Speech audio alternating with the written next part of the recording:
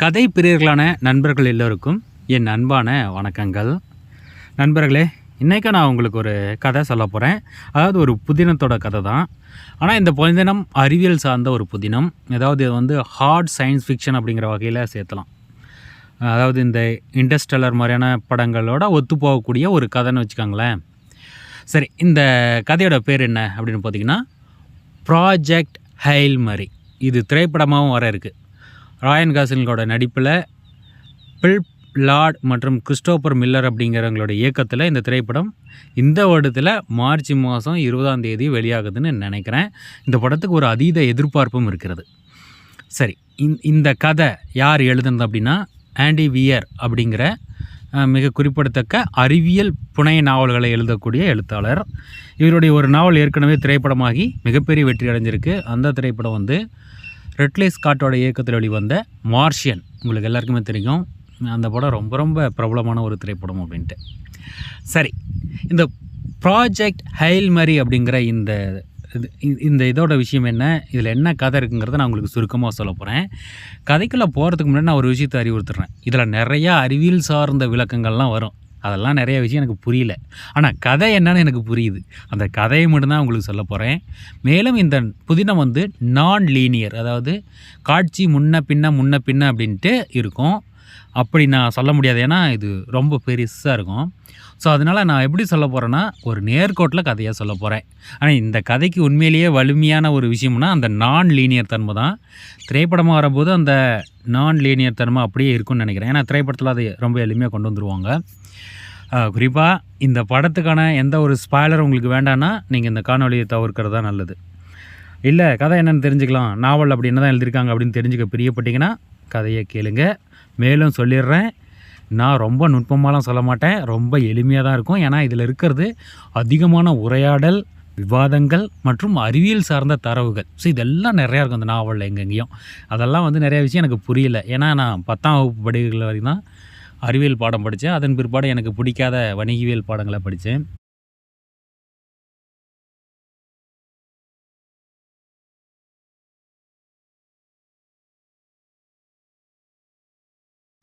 கதையின்படி பெட்ரோவா அப்படிங்கிறவங்க அகச்சிவப்பு கதிர்களை அடிப்படையாக கொண்டு நெபுலாவை ஆய்வு செய்யக்கூடியவங்க. அப்படி அவங்க ஆய்வு செஞ்சுட்டு இருக்கும்போது தற்செயலாக வெள்ளிக்கோளத்திற்கும் சூரியனுக்கும் இடையில் அகச்சிவப்பு கதிர்கள் வெளிப்படுறத அவங்க பார்க்குறாங்க. அது எப்படி வெளிப்படுன்னா, ஒரு கோடு மாதிரி வெளிப்படும். அதாவது சூரியனுடைய ஒரு துருவத்தில் தொடங்கி வெள்ளியோடைய ஒரு பக்கத்தில் அந்த கோடு இணையும். அப்படி இணையும் போது வெள்ளியோடைய பக்கத்தில் இணையிற இடத்துல வெள்ளியோடைய அகலத்துக்கு இருக்கும் அந்த கோடு. இது என்ன விஷயம் அப்படின்னு சொல்லிட்டு இந்த தரவுகளை அறிவியல் சமூகத்துக்கிட்ட அவங்க கொடுக்குறாங்க. அறிவியல் சமூகம் அதை ஆய்வு பண்ணிவிட்டு அந்த கோட்டால், அதாவது அந்த கோடுக்கு பின்னால் வந்து பெட்ரோவா லைன், அதாவது பெட்ரோவா கோடு அப்படின்னு அறியப்படும். ஏன்னா அவங்க தானே கண்டுபிடிச்சாங்க. அதனால் அந்த கோட்டால் சூரிய ஆற்றல் குறைஞ்சிக்கிட்டு வருது அப்படிங்கிறத அறிவியல் சமூகம் கண்டுபிடிக்குது. இப்படியே போனால் ரொம்ப விரைவிலேயே இந்த பூமியானது ஆற்றல் இழப்பின் காரணமாக ஒரு பெரிய பனிக்காலத்தை எதிர்கொள்ளும். அதன் பிறகு மனிதனமே ஒட்டுமொத்தமாக அழிஞ்சு போகிறதுக்கான வாய்ப்பு உண்டு. இந்த ஒட்டுமொத்த பூமியுமே வந்து அழிஞ்சு போகிறதுக்கான வாய்ப்பு உண்டு அப்படிங்கிறத கண்டுபிடிக்கிறாங்க. ஸோ இந்த விஷயத்துக்கு தீர்வு கண்டுபிடிக்கணும். உடனே அறிவியல் சமூகம் ஒரு செயற்கைக்கோள் மாதிரியான ஒரு விஷயத்தை கட்டமைச்சு அந்த பெட்ரோவா கோட்டில் என்ன தான் இருக்குது அப்படின்னு பார்க்குறதுக்காக அனுப்புகிறாங்க. அது மட்டும் இல்லாமல் அது மாதிரிகளை சேகரித்து பூமிக்கு எடுத்துகிட்டு வரும். அந்த செயற்கைக்கோள் போகுது, எங்கே போகுதுன்னா வெள்ளிக்கு போகுது. ஏன்னா வெள்ளிக்கிட்ட தான் அதனுடைய அகலம் அதிகம். அதனால் அங்கே ரொம்ப எளிமையாக நம்ம மாதிரிகளை சேகரிச்சிக்க முடியும். அதன்படி வெள்ளிக்கிட்ட போய் அது மாதிரிகளை சேகரிக்கும் போது அது ஒரு வகையான நேரடி ஒளிபரப்பு மாதிரி இருக்கும். அதில் அவங்க ஒரு விஷயத்தை கவனிப்பாங்க. அதில் கருப்பான ஒரு விஷயம் இருக்கும், நுண்ணுயிரி மாதிரி. அது நகரும். ஸோ அது ஏதோ ஒரு உயிரினம் போல தான் தெரியுது அப்படிங்கிறத அந்த மாதிரியை சேகரிக்கும் போதே பூமியில் இருக்கக்கூடிய அறிவியல் சமூகத்துக்கு புரிஞ்சிடும். அந்த மாதிரியை சேகரிச்சுட்டு பூமிக்கு கொண்டு வராங்க. இந்த இடத்துல நாம் 2 கதாபாத்திரங்களை அறிமுகப்படுத்துகிறோம். முதல்ல ஈவா ஸ்ட்ரட். இவ யார் அப்படின்னா, இந்த உலகளாவிய அரசாங்கம் எல்லாம் ஒன்றா சேர்ந்து இப்போ நமக்கு ஒரு பேரழிவு வந்திருக்கு. அதாவது இந்த ஒட்டுமொத்த உலகத்திற்கும் இந்த பெட்ரோவா கோட்டால் சூரியன் மங்கிட்டு வருது, உலகம் அழிய போகுது. இந்த விஷயத்துக்கு ஒரு தீர்வை கண்டுபிடி. உனக்கு கட்டற்ற அதிகாரம் கொடுக்கப்பட்டிருக்கு. நீ எங்கேயும் போகலாம், எதையும் கேட்கலாம், யாரையும் தூக்கலாம், என்ன வேணால் செய்யலாம். அப்படிங்கிற மாதிரி அதிகாரம் கொடுக்கப்பட்ட ஒரு பெண்மணி தான் இந்த ஈவா ஸ்ட்ரட். அதாவது இவருடைய பண்பே வந்து அந்த அதிகாரத்துக்கு ஏற்ற மாதிரி தான் இருக்கும். இவ வந்து ஒரு வகையான சர்வதிகாரியாக இருக்கக்கூடிய ஒரு தலைமை பண்பு கொண்டவ. அதாவது இதில் நம்ம எப்படி சொல்லணும்னா, ஆங்கிலத்தில் ஒரு சொல்லாடல் இருக்கும், பீஸ் ஆஃப் ஒர்க் அப்படின்ட்டு. ஸோ அதை நம்ம தமிழில் சொன்னால் ஒரு மொடவாதம் பிடிச்சவங்க என்னத்தை செய்யணும்னு நினைக்கிறாங்க செய்வாங்க. அதாவது தான் பிடிச்ச முயலுக்கு 3 கால்னு சொல்லுவாங்க இல்லையா? ஸோ அந்த மாதிரியான ஒரு பெண்மணி தான் இவ. அதாவது இவ வந்து எப்படி சொல்கிறது, ஒரு இரும்பு பெண்மணின்னு சொல்லலாம். ஸோ அப்படிப்பட்டவன் தான் வந்து இந்த ஈவா. இந்த கதையை படிக்கும்போதே மனசில் ரொம்ப ஆழமாக பதியக்கூடிய கதாபாத்திரங்களில் இவ முக்கியமானவ. சரி, இவளுக்கு இந்த அதிகாரம் கொடுக்கப்பட்டிருக்கு. அடுத்த கட்டமாக இது சார்ந்த விஷயங்கள் எல்லா விஷயங்களையும் முன்னெடுத்து செய்யக்கூடியவ இந்த ஸ்ட்ரட் தான். ஸோ அதன்படி அந்த வெள்ளிக்கோளத்திலேருந்து கொண்டு வரப்பட்ட அந்த மாதிரிகளை ஆய்வு செய்ய வேண்டிய அடுத்த கட்ட விஷயத்தை இவ முன்னெடுக்கிறாள். அதாவது இவ ஒன்றும் அறிவியல்வாதி கிடையாது. அதனால் இந்த விஷயத்தை ஆய்வு செய்கிறதுக்கு ஒரு ஆளை வந்து தேர்ந்தெடுக்கிறாள்.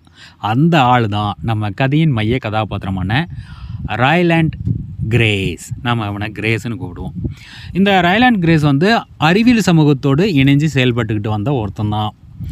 இவன் ஒரு குறிப்பிட்ட அளவில் ஒரு கருத்தை முன்வைக்கிறான். அது என்ன அப்படின்னா, உயிரினங்கள் உருவாவதற்கு திரவ நிலையிலான தண்ணீர் தேவை இல்லை, அதாவது தண்ணீர் தேவையில்லை அப்படிங்கிறது தான் அவனுடைய கருத்து. அதாவது தண்ணீர் மூலக்கூறு விஷயங்கள் தேவைப்படலாம், ஆனால் அது திரவ நிலையில் தான் இருக்கணுங்கிற விஷயம்லாம் இல்லை அப்படிங்கிற மாதிரியான ஒரு கருத்தை அவன் முன்வைக்கிறான். இதை கேட்ட உடனே அறிவியல் சமூகங்கள் அவனை போட்டு பொழக்குது. அதாவது நம்ம சமூக வலைத்தளத்தில் ஒரு கருத்தை போட்டு பொழப்பாங்க இல்லையா? ஸோ அந்த மாதிரி இவனையும் போட்டு பொழக்குது. இதனால் இவனுக்கு செம்ம காண்டாயிருது. அது மட்டும் இல்லாமல் இவனுக்கு கொடுக்கப்படுற நிதியெல்லாம் நிறுத்தப்படுது. அதில் செம்ம கோவத்தில் இவன் போடா நீங்களும் உங்கள் ஆராய்ச்சின்னு சொல்லிட்டு இவன் பள்ளியோட பசங்களுக்கு பாடம் எடுக்க வந்துடுறான். அதாவது இவன் வந்து உயிரியல் சார்ந்த விஷயத்தில் டாக்டரேட் பட்டம் வாங்கினவன், அதாவது நுண்ணுயிரி சார்ந்த விஷயத்தில். ஸோ அப்படி இருக்கும்போது இவன் அந்த விஷயத்தெல்லாம் விட்டுட்டு வந்து பள்ளிக்கூடத்தில் பாடம் எடுத்துகிட்டு இருக்கான். இருந்தாலும் இவன் வந்து இப்போ நடக்கிற விஷயங்கள்லாம் கவனிச்சுக்கிட்டு தான் வரான். ஏன்னா இவன் ஒரு அறிவியல்வாதி, உண்மையிலேயே அறிவியல் உலகத்தில் என்ன நடந்துட்டுங்கிறத கவனிச்சுட்டு வரான். ஆனால் அவங்களோட பெருசாக இவன் தொடர்பு வச்சுக்கிறது கிடையாது. ஸோ இந்த இடத்துல இவனை தான் வந்து நம்ம ஸ்ட்ரட் வந்து தேர்வு செய்கிறா. எதன் அடிப்பில் தேர்வு செய்கிறான்னா, இவன் ஒரு கட்டுரை எழுதுறான்னு சொன்னேன் இல்லையா? அதாவது ஒரு உயிர் உருவாக திரவ நிலையிலான தண்ணீர் அவசியமற்றது அப்படின்ட்டு. ஸோ அந்த கட்டுரையின் அடிப்படையில் தான் இவனை தேர்வு செய்கிறேன். ஏன்னா இவங்க சேகரிச்சுட்டு வந்தது ஒரு நுண்ணுயிரி மாதிரி தெரியுது. அந்த நுண்ணுயிரி விண்வெளி இடையில் பயணிக்குது. அது மட்டும் இல்லாமல் அது ஒரு ஒளியின் வேகத்தில் ஒரு கிட்டத்தட்ட தூரத்தை, அதாவது ஒளியின் வேகத்தை நம்ம 1ன்னு வச்சுக்கிட்டால் 0.9 தூரத்துக்கு இது பயணிக்குது ரொம்ப வேகமாக அப்படின்லாம் தெரியுது. ஸோ அப்படி இருக்கும்போது இது வந்து தண்ணீர் தேவை இல்லாமல் உருவான ஒரு உயிரினமாக இருக்கலாம் அப்படின்னு ஸ்ட்ரட் நினைக்கிறா. அதனால் இந்த விஷயத்தை இவன் ஆய்வு பண்ணி என்னென்னு கண்டுபிடிச்சா நல்லா இருக்குன்னு சொல்லிட்டு இவனை வந்து கூப்பிடுறா. இவன் பள்ளிக்கூடத்துக்கு பிள்ளைங்களுக்கு பாடம் சொல்லி கொடுக்குற விஷயத்தில் ஆர்வமாக இருப்பானா, வரமாட்டேனுவான். ஆனால் இவனை பிடிச்சி தூக்கிட்டு போயிடுவாங்க. ஏன்னா இவன் அந்த மாதிரியான ஒரு பெண்மணி இல்லையா? இவனுக்கு பிடிச்சி தூக்கிட்டு கொண்டு போய் ஒரு ஆய்வு கூடத்தில் விட்டுருவாங்க. அடுத்த கட்டமாக அவன் சரி செஞ்சு தொலையும்னு ஆய்வு செய்வான். ஆய்வு செய்யும்போது சில விஷயங்களை அவன் கண்டுபிடிப்பான். அதாவது முதல்ல அவன் என்னென்னமோ பண்ணி பார்ப்பான். அந்த கருப்பு உருவமாக இருக்கக்கூடிய அந்த நுண்ணுயிரி வந்து நகருது, அது ஒரு நுண்ணுயிரி தான் அப்படிங்கிறதெல்லாம் கண்டுபிடிச்சிருவான். அது ஆற்றலை உறிஞ்சுதுன்னு தெரியும். அதாவது சூரியனில் ஏன் ஆற்றல் குறைஞ்சிட்டே வருதுன்னா, இந்த கருப்பு வண்ணத்தில் இருக்கக்கூடிய அந்த உயிரினங்கள் வந்து சூரிய ஆற்றலை திங்குதுங்க. ஆற்றலை தான் அது தங்களுக்கான இதாகவே எடுத்துக்கிட்டு அந்த ஆற்றலை பயன்படுத்தி நகருதுங்கன்னு கண்டுபிடிப்பான். அதாவது ஒளியின் மூலம் ஒரு பொருளை நகர்த்த முடியுமான்னு கேட்டால் சாதாரணமாக நம்மளுடைய பார்வைக்கு இங்கே நகர்த்த முடியாது, ஆனால் வெற்றிடத்தில் நகர்த்த முடியுங்கிற ஒரு கருத்து இருக்குது. ஸோ அதன்படியில் இது ஒளியை அடிப்படையாக வச்சு தான் நகருது. நிறையா ஒளி ஆற்றலை வந்து உள்வாங்கிது. ஏன்னா அதீத வெப்பநிலையில் உயிரோடு இருக்கக்கூடிய உயிரினம் அது. ஸோ அதனால் ஒளி ஆற்றலை உள்வாங்கிக்கிட்டு ஒளி ஆற்றலையே ஒரு உந்து சக்தியாக பயன்படுத்தி அது நகருது அப்படிங்கிறத அவன் கண்டுபிடிக்கிறான்.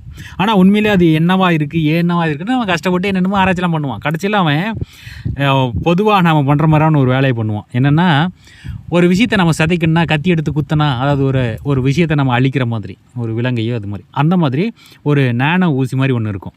அதை வச்சு அந்த கருப்பு உயிரினத்தை குத்துவான். அது செத்து போயிடும். செத்து போடனே உள்ளே என்ன இருக்குதுன்னு தெரிஞ்சிடும். அதுக்கு பிறகு பார்த்தா உள்ளே என்னெல்லாம் இருக்குது அப்படிங்கிறத அறிவியல் சமூகம் ஆயும்போது உள்ளே வந்து மைட்டோகாண்ட்ரியா அப்படின்னு சொல்லுவோம் இல்லையா? ஒரு செல் உயிரினத்துக்கு இருக்கக்கூடிய, அதாவது பொதுவாக செல்லாலான உயிரினம் நம்ம எல்லாருக்குமே மைட்டோகாண்ட்ரியா இருக்குன்னு நினைக்கிறேன். அதில் சின்ன சின்ன மாறுபாடுகள்லாம் இருக்குன்னு நினைக்கிறேன். எனக்கு சரியாக தெரில. ஏன்னா அந்தளவுக்கான உயிரியல் சார்ந்த அறிவு கொண்டவன் நான் இல்லை. ஆனால் இதில் மைட்டோகாண்ட்ரியா இருக்கும். ஸோ இதை வச்சு பார்க்கும்போது அது மட்டும் இல்லாமல் அதில் தண்ணியும் இருக்கும். அதாவது முதல்ல அவன் என்ன நினைப்பானா, தண்ணி இல்லாமல் இந்த உயிரினம் உருவாயிருக்கும் அப்படின்னு நினைப்பான். ஆனால் அப்புறம் பார்த்தா உள்ளே தண்ணி இருக்கும். ஆனால் அதாவது அது மட்டும் இல்லாமல் அதில் மைட்டோகாண்ட்ரியாவும் இருக்கும். அது பூமியில் இருக்கிற உயிரினங்களுக்கு ஒத்த ஒன்று தான் அப்படிங்கிற விஷயம் தெரிஞ்சிடும். இவனுடைய கருத்து தோல்வி அடைஞ்சாலும் இவன் அந்த விஷயத்தை கண்டுபிடிச்சிருவான். மேலும் அது ஆற்றலை உள்ளே சேகரித்து வைக்கிறதுங்கிறது தெரிஞ்சிடும். அது மட்டும் இல்லாமல் இதுக்கு ஒரு பேர் வைப்பாங்க. அதனுடைய பேர் வந்து என்னென்னா ஆஸ்ட்ரோபேஜ். அதாவது ஆஸ்ட்ரோனா விண்மீன் அப்படின்னு வச்சுக்கலாம், பேஜ்னா உண்ணுதல். அதாவது விண்மீன் உண்ணி அப்படின்னு நம்ம தமிழில் மொழிபெயர்க்கலாம். இந்த ஆஸ்ட்ரோபேஜ் தான் வந்து சூரியனை சாப்பிட்ருக்கு. அதுவும் நம்மள மாதிரியான ஒரு உயிரினம். அது ஆற்றலை சேகரித்து வைக்குது, ஒளியை கொண்டு அது நகருது அப்படிங்கிற தரவை அவன் கண்டுபிடிச்சி கொடுக்குறான். ஸோ இதன் பிறகு இவன் என்ன பண்ணிடுறான், இந்த ஆய்விலிருந்து வெளியேறி வீட்டுக்கு வந்து திரும்பவும் பள்ளிக்கூடத்து பசங்களுக்கு பாடம் நடத்த ஆரம்பிக்கிறான். கிரேஸ் மீண்டும் பள்ளிக்கூடத்துக்கு போய் குழந்தைங்களுக்கு பாடம் நடத்த ஆரம்பிக்கிறான். அப்போ அந்த குழந்தைங்களோட விவாதம் பண்ணும்போது இந்த ஆஸ்ட்ரோபேஜை குறித்து பேசிக்கிறாங்க. அதை குறித்து அவங்க பேசும்போது இந்த ஆஸ்ட்ரோபேஜால் ஒரு பேரழிவு நம்ம உலகத்துக்கு வரப்போகுது அப்படிங்கிறத நம்ம கிரேஸ் அந்த குழந்தைங்களுக்கு சொல்லிடுறான். இதனால் குழந்தைங்க ரொம்பவுமே வருத்தப்படுறாங்க. உடனே நம்ம கிரேஸ் அது இப்போ நடக்காது, அதெல்லாம் நடக்கிறதுக்கு 10-15 வருஷத்துக்கு மேலே ஆகும் அப்படின்னு அவன் சொல்கிறான். இதனால் குழந்தைகள் மீண்டும் பழையபடி அவங்க வேலையை போகிறாங்க. இருந்தாலும் இவனுடைய எண்ணத்துக்குள்ளே ஒன்று வருது. அது என்னென்னா, இந்த குழந்தைங்களுக்கு நம்ம ரொம்பவுமே அன்பாக பாசமாக நம்ம அறிவியலை சொல்லி கொடுக்குறோம். ஆனால் அவங்களுடைய வருங்காலம் அப்படிங்கிறது இருண்டு போனதாக இருக்குதே, நாம் இதுக்கு ஏதாவது ஒன்று செய்யணும் அப்படின்னு நினைக்கிறான். அதனால் அவன் மீண்டும் ஸ்ட்ரட்டுக்கிட்ட போகிறான். போய் இந்த ஆஸ்ட்ரோபேஜை குறித்து நான் மேலும் ஆய்வு பண்ண பிரியப்படுறேன் அப்படின்னு அவன் சொல்கிறான். இதை கேட்குற நம்ம ஸ்ட்ரட், இல்லை அவனுடைய ஆய்வு பணிகள்லாம் முடிஞ்சு போச்சு, அவனோட தேவை இல்லை அப்படின்னு சொல்கிறாங்க. இருந்தாலும் இவன் வருந்தி கேட்குறான், இல்லை நான் இந்த குழந்தைகளுக்கு பாடம் நடத்தும் போது எனக்கு தோணுது அவங்களுடைய எதிர்காலம் அப்படிங்கிறது இருண்டு போன மாதிரி இருக்குது, நான் இந்த விஷயத்தில் ஏதாவது செய்யணும்னு நினைக்கிறேன் அப்படின்னு அவன் சொல்கிறான். உடனே ஸ்ட்ரட் என்ன பண்ணுறா, சரி நான் இங்கே இருக்கக்கூடிய ஆஸ்ட்ரோபேஜ் எல்லாத்தையுமே எண்ணிட்டேன், அவைகளை வெவ்வேறு அறிவியல் குழுவுக்கு பிரித்து கொடுக்க போகிறேன் ஆய்வுக்காக. இருந்தாலும் உனக்கு 3 ஆஸ்ட்ரோபேஜை விட்டுட்டு போகிறேன் அப்படின்னு சொல்லிட்டு அவள் அங்கேருந்து போயிடுறா. இந்த 3 ஆஸ்ட்ரோபேஜை வச்சு நம்ம கிரேஸ் ஆய்வு செய்ய தொடங்குறான். இவன் பல்வேறு வகையிலையும் ஆய்வு செய்வான். ஆனால் நமக்கு அதெல்லாம் தேவையில்லை. அவன் உண்மையிலே என்னத்தை கண்டுபிடிப்பான் அப்படின்னா, இந்த ஆஸ்ட்ரோபேஜ் ஏன் வெள்ளிக்கும் சூரியனுக்கு இடையில் மட்டும் போகுது, குறிப்பாக சூரியனுக்கும் புதனுக்கு இடையில் அது போயிருக்கலாம், அல்லது சூரியனுக்கும் பூமிக்கு இடையில் அது வந்திருக்கலாம், அல்லது செவ்வாய்க்கு இடையில் போயிருக்கலாம். ஆனால் வெள்ளிக்கு சூரியன் இடையிலுக்கு மட்டும் போகிறதுக்கு என்ன காரணம் அப்படின்னு அவன் நுண்மையாக ஆய்வு பண்ணும்போது அவனுக்கு ஒரு விஷயம் தெரிய வருது. அதாவது இந்த ஆஸ்ட்ரோபேஜ் சூரியனில் ஆற்றலை பெற்றுக்குது. ஆற்றலை பெற்றுக்கிட்டு நேராக இனப்பெருக்கம் செய்கிறதுக்காக வெள்ளிக்கு போகுது. எதை வச்சு அது இனப்பெருக்கம் பண்ணுது அப்படின்னா, கார்பன் டை ஆக்சைடை வச்சு இனப்பெருக்கம் பண்ணுது. ஏன்னா வெள்ளியில் கார்பன் டை ஆக்சைடு அளவு அதிகம். சரி, அப்போ வெள்ளியில் கார்பன் டை ஆக்சைடு அதிகமாக இருக்கிறதுனால வெள்ளியை அது பயன்படுத்துதுங்கிறத அவன் கண்டுபிடிச்சிருவான். அது மட்டும் இல்லாமல் வெள்ளி மற்றும் சூரியன் அமைப்பு மாதிரி ஒரு போலியான ஒரு அமைப்பை உருவாக்கி இவங்ககிட்ட இருந்த 3 ஆஸ்ட்ரோபேஜை 4ஆக மாற்றிடுவான். அதாவது ஒன்றை இனப்பெருக்கமும் பண்ணிடுவான். ஸோ இந்த தரவை அவன் ஸ்ட்ரட்டுக்கிட்ட சொல்லுவான். இந்த தரவை கேட்கக்கூடிய அந்த ஸ்ட்ரட், அப்போ உனக்கு வேலை இருக்குது வா அப்படின்னு அவனை கூப்பிடுவா. இவன் ஒரு நீண்ட பயணம் போவான். இந்த பயணத்தை குறித்து நமக்கு தெரிய வேண்டியது, ஏன்னா அவன் பல்வேறு நாட்டு ஆட்கள்லாம் சந்தித்து ஒரு நீண்ட பயணமாக இருக்கும். அவன் போவான். எங்கே போனால் ஒரு போர்க்கப்பலுக்கு போவான். அந்த போர்க்கப்பலில் ஒரு கூட்டம் நடக்கும். அந்த கூட்டத்துக்கு தலைவியாக வந்து ஸ்ட்ரட் இருப்பான். அங்கே பல அறிவியல்வாதிகளும் இருப்பாங்க, பல்வேறு நாட்டு ஆட்களும் இருப்பாங்க. ஸோ இங்கே என்னென்ன நடக்கிறது, உண்மையிலே இங்கே இந்த ஆஸ்ட்ரோபேஜை தடுக்கிறதுக்காக அவங்க என்னென்ன பண்ணாங்க அப்படிங்கிறத சுருக்கமாக தான் சொல்ல போகிறேன், காட்சிகளாக இல்லை. அதாவது இதுவரை கிடைச்சிருக்கிற தரவுகளின் படி இந்த ஆஸ்ட்ரோபேஜ் அப்படிங்கிறது வெறும் சூரியனை மட்டும் பாதிக்க கிடையாது. இந்த பால்வெளி அண்டத்தில் பல்வேறு சூரிய குடும்பங்களையும் இந்த ஆஸ்ட்ரோபேஜ் பாதிச்சிருக்கு. பல்வேறு சூரியன்களும் வந்து மங்கிக்கிட்டே வருது அப்படிங்கிறத கண்டுபிடிச்சிருப்பாங்க. ஆனால் இதில் ஒரு தீர்வு இருக்கும். அதாவது இந்த ஆஸ்ட்ரோபேஜ்கள் வந்து எவ்வளோ தூரம் பயணிக்கும் அப்படின்னா, தன்னுடைய ஆற்றலை ஒரு முறை பெற்றுட்டா 8 ஒளியாண்டு தூரத்தை அது பயணிக்கிறது அப்படிங்கிறது தெரியும். அப்போ 8 ஒளியாண்டு தூரத்தில் இன்னொரு நட்சத்திரத்தை பார்த்து மீண்டும் ஆற்றலை பெற்றுட்டு அப்படியே பரவுது, அது பரவிக்கிட்டு போகுது அப்படிங்கிறத அவங்க தெரிஞ்சுக்கிறாங்க. அப்போ இதில் மாட்டாத ஒரு நட்சத்திரம் இருக்குது. மாட்டாத நட்சத்திரம்னா அந்த 8 ஒளியாண்ட தூரம் அடிப்படைக்குள்ளேயே அது இருக்குது. பூமியிலேருந்து 8 ஒளியாண்டு தூரம்ல பாதிக்கப்பட்ட பல்வேறு சூரிய குடும்பங்கள் இருக்குது இல்லையா, அவைகளோடு ஒப்பிட்டு 8 ஒளியாண்டு தூரத்துக்குள்ளே அந்த நட்சத்திரம் இருக்குது. அதனுடைய பேர் வந்து தாவ் செட்டி. அந்த தாவ் செட்டி மட்டும் பாதிப்படையாமல் வழக்கமாக இருக்குது. எல்லா நட்சத்திரங்களும் தங்களுடைய ஆற்றலை இழந்துக்கிட்டு வருது, மங்கிக்கிட்டு வருது. ஆனால் தாவ செட்டி மட்டும் மங்கலை. அப்போ தாவ செட்டியில் ஆஸ்ட்ரோபேஜை தடுக்கிறதுக்கான வழிமுறை இருக்குது, ஏதோ ஒரு விஷயம் இருக்குது, அதை நாம் கண்டுபிடிக்கணும் அப்படிங்கிற முடிவுக்கு வராங்க. தாவ செட்டியானது பூமியிலிருந்து 11.9 ஒளியாண்டு தூரம் நினைக்கிறேன், அதாவது 12 ஒளியாண்டு தூரத்துக்கு அப்பால் இருக்குது. பூமியிலிருந்து அங்கே போகிறதுக்காக விண்பாகளை கட்ட போகிறாங்க. இந்த திட்டத்தோட பேர் தான் ப்ராஜெக்ட் ஹெயில் மேரி. இவங்க கட்டக்கூடிய அந்த விண்கப்பல் தான் அந்த ஹெயில் மேரி. ஸோ அந்த விண்கப்பலுக்கு தேவையான ஆற்றலை யாரை பயன்படுத்த போகிறாங்க அப்படின்னா ஆஸ்ட்ரோபேஜவே. ஆஸ்ட்ரோபேஜ் அடிப்படையில் ஒளியின் வடிவில் தனக்குள்ளே ஆற்றலை வச்சுருக்கிற ஒரு உயிரினம். இப்போ கிரேஸ் அதை இனப்பெருக்கம் செய்ய முடியும்னு கண்டுபிடிச்சிட்டான். அப்போ அதிகமாக அதை இனப்பெருக்கம் செய்ய வச்சு அதில் தேவையான அளவுக்கு ஆற்றலை உள்ளே புகுத்திட்டோம்னா அதை கொண்டு ஒரு விண்கப்பலை உருவாக்கி அதை எரிபொருளாக பயன்படுத்தி அங்கே தாவ செட்டிக்கு போயிடலாங்கிறது தான் திட்டம். ஸோ அதற்கு டிமெட்ரி அப்படிங்கிறவன் ஸ்பின் டிரைவ் அப்படிங்கிற ஒரு திட்டத்தை கொடுத்துருப்பான். அதாவது அந்த ஆஸ்ட்ரோபேஜை எரிபொருளாக பயன்படுத்துறதுக்கான வழிமுறை, அதுக்கு ஸ்பின் டிரைவுங்கிற ஒன்றை கண்டுபிடிச்சிருப்பான். ஸோ அதை வச்சு அந்த கப்பல் இயங்க போகுது அப்படிங்கிறது தெரியுது. சரி, அது மட்டும் இல்லாமல் இதில் சிக்கல்லாம் இருக்குது. அதாவது காலநிலை மாற்றம் அப்படிங்கிறது ரொம்ப வேகமாக நடக்குது இல்லையா. சூரியன் ரொம்ப வேகமாக ஆற்றல் இழந்துட்டு வரதுனால எவ்வளோ காலம் இந்த பூமியில் தாக்கு பிடிக்க முடியும் போது 19 வருஷம்னு காலநிலையை சார்ந்த ஒரு ஆள் விளக்கம் கொடுப்பார். அதை நாம் மாற்றி ஆகணும். ஏன்னா தாவ செட்டி 12 ஒளியாண்டு தூரத்துக்கு அப்பால் இருக்குது. அப்போ போயிட்டு தரவு வரணும் அப்படின்னா கிட்டத்தட்ட 12 2 24 வருஷம் வேணும். ஆனால் இங்கே வெறும் என்ன சொல்கிறது 19 வருஷன்றீங்க, இது வேலைக்கு ஆகாது. ஏன்னா இப்படி தரவுகள் 24 வருஷம் மட்டும் இல்லை, இன்னும் கூட அதிகமாக தேவைப்படலாம், நம்மளால் உறுதியாக சொல்கிறதுக்கு இல்லை. அப்போ அதை மாற்றணுங்கும் போது அண்டார்டிகாவில் அணுகுண்டை போட்டு மீத்தேன் தன்மையை அதிகப்படுத்தி, அதாவது கரியமலை வாயுவை அதிகப்படுத்தி பூமியை மேலும் வெப்பமடைய வைப்பாங்க. அதாவது இந்த சூரிய ஆற்றல் குறைவாக கிடைக்கிறதுனால பூமி ஏற்கனவே தன்னோட ஏற்பட்டிருந்த அந்த வெப்பமடைமாதலேருந்து மீண்டு இருக்கும். ஆனால் மீண்டும் பூமியை வெப்பமடைய செய்வாங்க. அதன் மூலம் இன்னும் காலம் கிடைக்கும் அப்படின்ட்டு.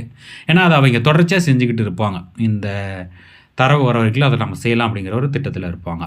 சரி, அது மட்டும் இல்லாமல் இந்த ஹெயில் மேரி விண்கப்பல் கட்டமைக்கப்பட்டாலும் காஸ்மிக் ரே அப்படிங்கிற, அதாவது காஸ்மிக் கதிர்வீச்சுகள் இருக்குது இல்லையா. ஸோ அதனுடைய தாக்கத்திலிருந்து தப்பிக்கிறதுக்கு என்ன அப்படிங்கும்போது இந்த ஆஸ்ட்ரோபேஜவே அந்த விண்கப்பலுடைய கதிர்வீச்சு பாதுகாப்பு விஷயமாக பயன்படுத்திக்கலாம் அப்படிங்கிறதையும் முடிவு பண்ணிடுறாங்க. அதை தொடர்ந்து இப்படி இந்த விண்கப்பலில் பயணித்து போடணும். அதாவது தெளிவாக புரிஞ்சுக்காங்க, சார்பியல் தத்துவப்படி நீங்கள் ஒளியின் வேகத்தை நெருங்க நெருங்க உங்களுக்கு காலமும் இடமும் சுருங்கும். ஆனால் சாதாரண இதில் இருக்கிறவங்க சாதாரண விஷயத்தை தான் அனுபவிப்பாங்க. அதாவது பூமியில் இருக்கிறவங்களுக்கு எப்பவும் போல் அந்த தரவு சேர 24 வருஷத்துக்கு மேலாகும். ஆனால் அந்த கப்பலில் பயணித்து போகிறாங்க இல்லையா, அவங்களுக்கு இங்கேருந்து பயணித்து போக 4 வருஷம் ஆகிற மாதிரி தான் இருக்கும். ஏன்னா அவங்க எந்த அளவில் பயணிப்பாங்கன்னா அந்த கப்பலில் 1.5 G கிராவிட்டி, அதாவது ஈர்ப்பு விசை இருக்கிற அளவில் தான் பயணிப்பாங்க. அதுதான் பாதுகாப்பானது மனித உடம்புக்கு. அதை விட அதிகமாக போனாலும் செத்து போயிடுவாங்க மனுஷங்க. ஏன்னா அதீத ஈர்ப்பு விசைங்கிறது மோசமானது. ஸோ அந்த அளவுக்கான வேகத்துக்கு தான் ஆஸ்ட்ரோபேஜை பயன்படுத்த போகிறாங்க. ஸோ அதை திட்டம் போட்டுறாங்க. சரி, அதன் பிற்பாடு இன்னொரு விஷயம் இருக்குது. இப்படி நீண்ட நாள் விண்கப்பலில் தனிமையில் போகிறதுங்கிறது ஆபத்து. அதாவது 3 பேரை அனுப்புறதா திட்டம் போட்டிருப்பாங்க. அதில் முடிஞ்ச வரைக்கும் 3 பேரும் ஆண்களாக இருக்குன்னு நினைப்பாங்க. ஆனால் அப்படி இருக்க முடியாத மாதிரி இருக்கும். அதனால் 3 பேர் போனாலும் கூட 3 பேரும் மனதளவில் பாதிப்படைஞ்சு அவங்களே தாக்கிக்கிறதுக்கு வாய்ப்பு உண்டு. அது மட்டும் இல்லாமல் தற்கொலை பண்ணிக்கிறதுக்கான வாய்ப்பும் உண்டு. ஏன்னா தனிமையில் ஒரு சாவை நோக்கி போகிற மாதிரியான ஒரு பயணம் தான் இந்த ஹெயில் மேரி பயணம். ஏன்னா இவங்க போய் தரவை எடுத்துக்கிட்டு திரும்ப வர போகிறது கிடையாது.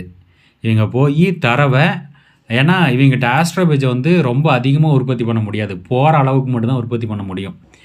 அதனால் அங்கேருந்து ஒரு சிறு சிறு விண்கப்பல்கள், அதுக்கு பேர் பீட்டில்ஸ்னு வச்சுருப்பாங்க. அது பீட்டில் இசைக்குழுவில் இருக்கக்கூடிய நபர்களுடைய பேரை வச்சு ஒவ்வொரு பீட்டிலும் அறியப்படும்.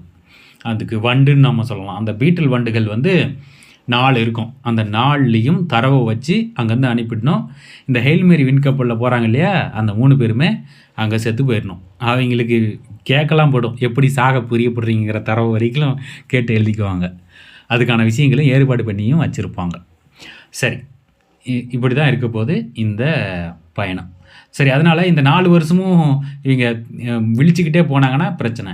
அதனால் அவங்கள தற்காலிகமாக தூங்க வைக்கணும். அது அப்படிங்கும்போது அது எப்படி பண்ணலாம் அப்படிங்கும்போது தான் செயற்கை கோமா அப்படிங்கிற முறை. தாய்லாந்தை சேர்ந்த ஒருத்தர் கண்டுபிடிச்சிருப்பார். அந்த செயற்கை கோமாவின் முறையின் அடிப்படையில் அவங்கள வந்து செயற்கை கோமாவில் வச்சுட்டோம்னா 4 வருஷம் கழித்து கண் விழிச்சுக்கிட்டோம் அப்படிங்கிறது திட்டம்.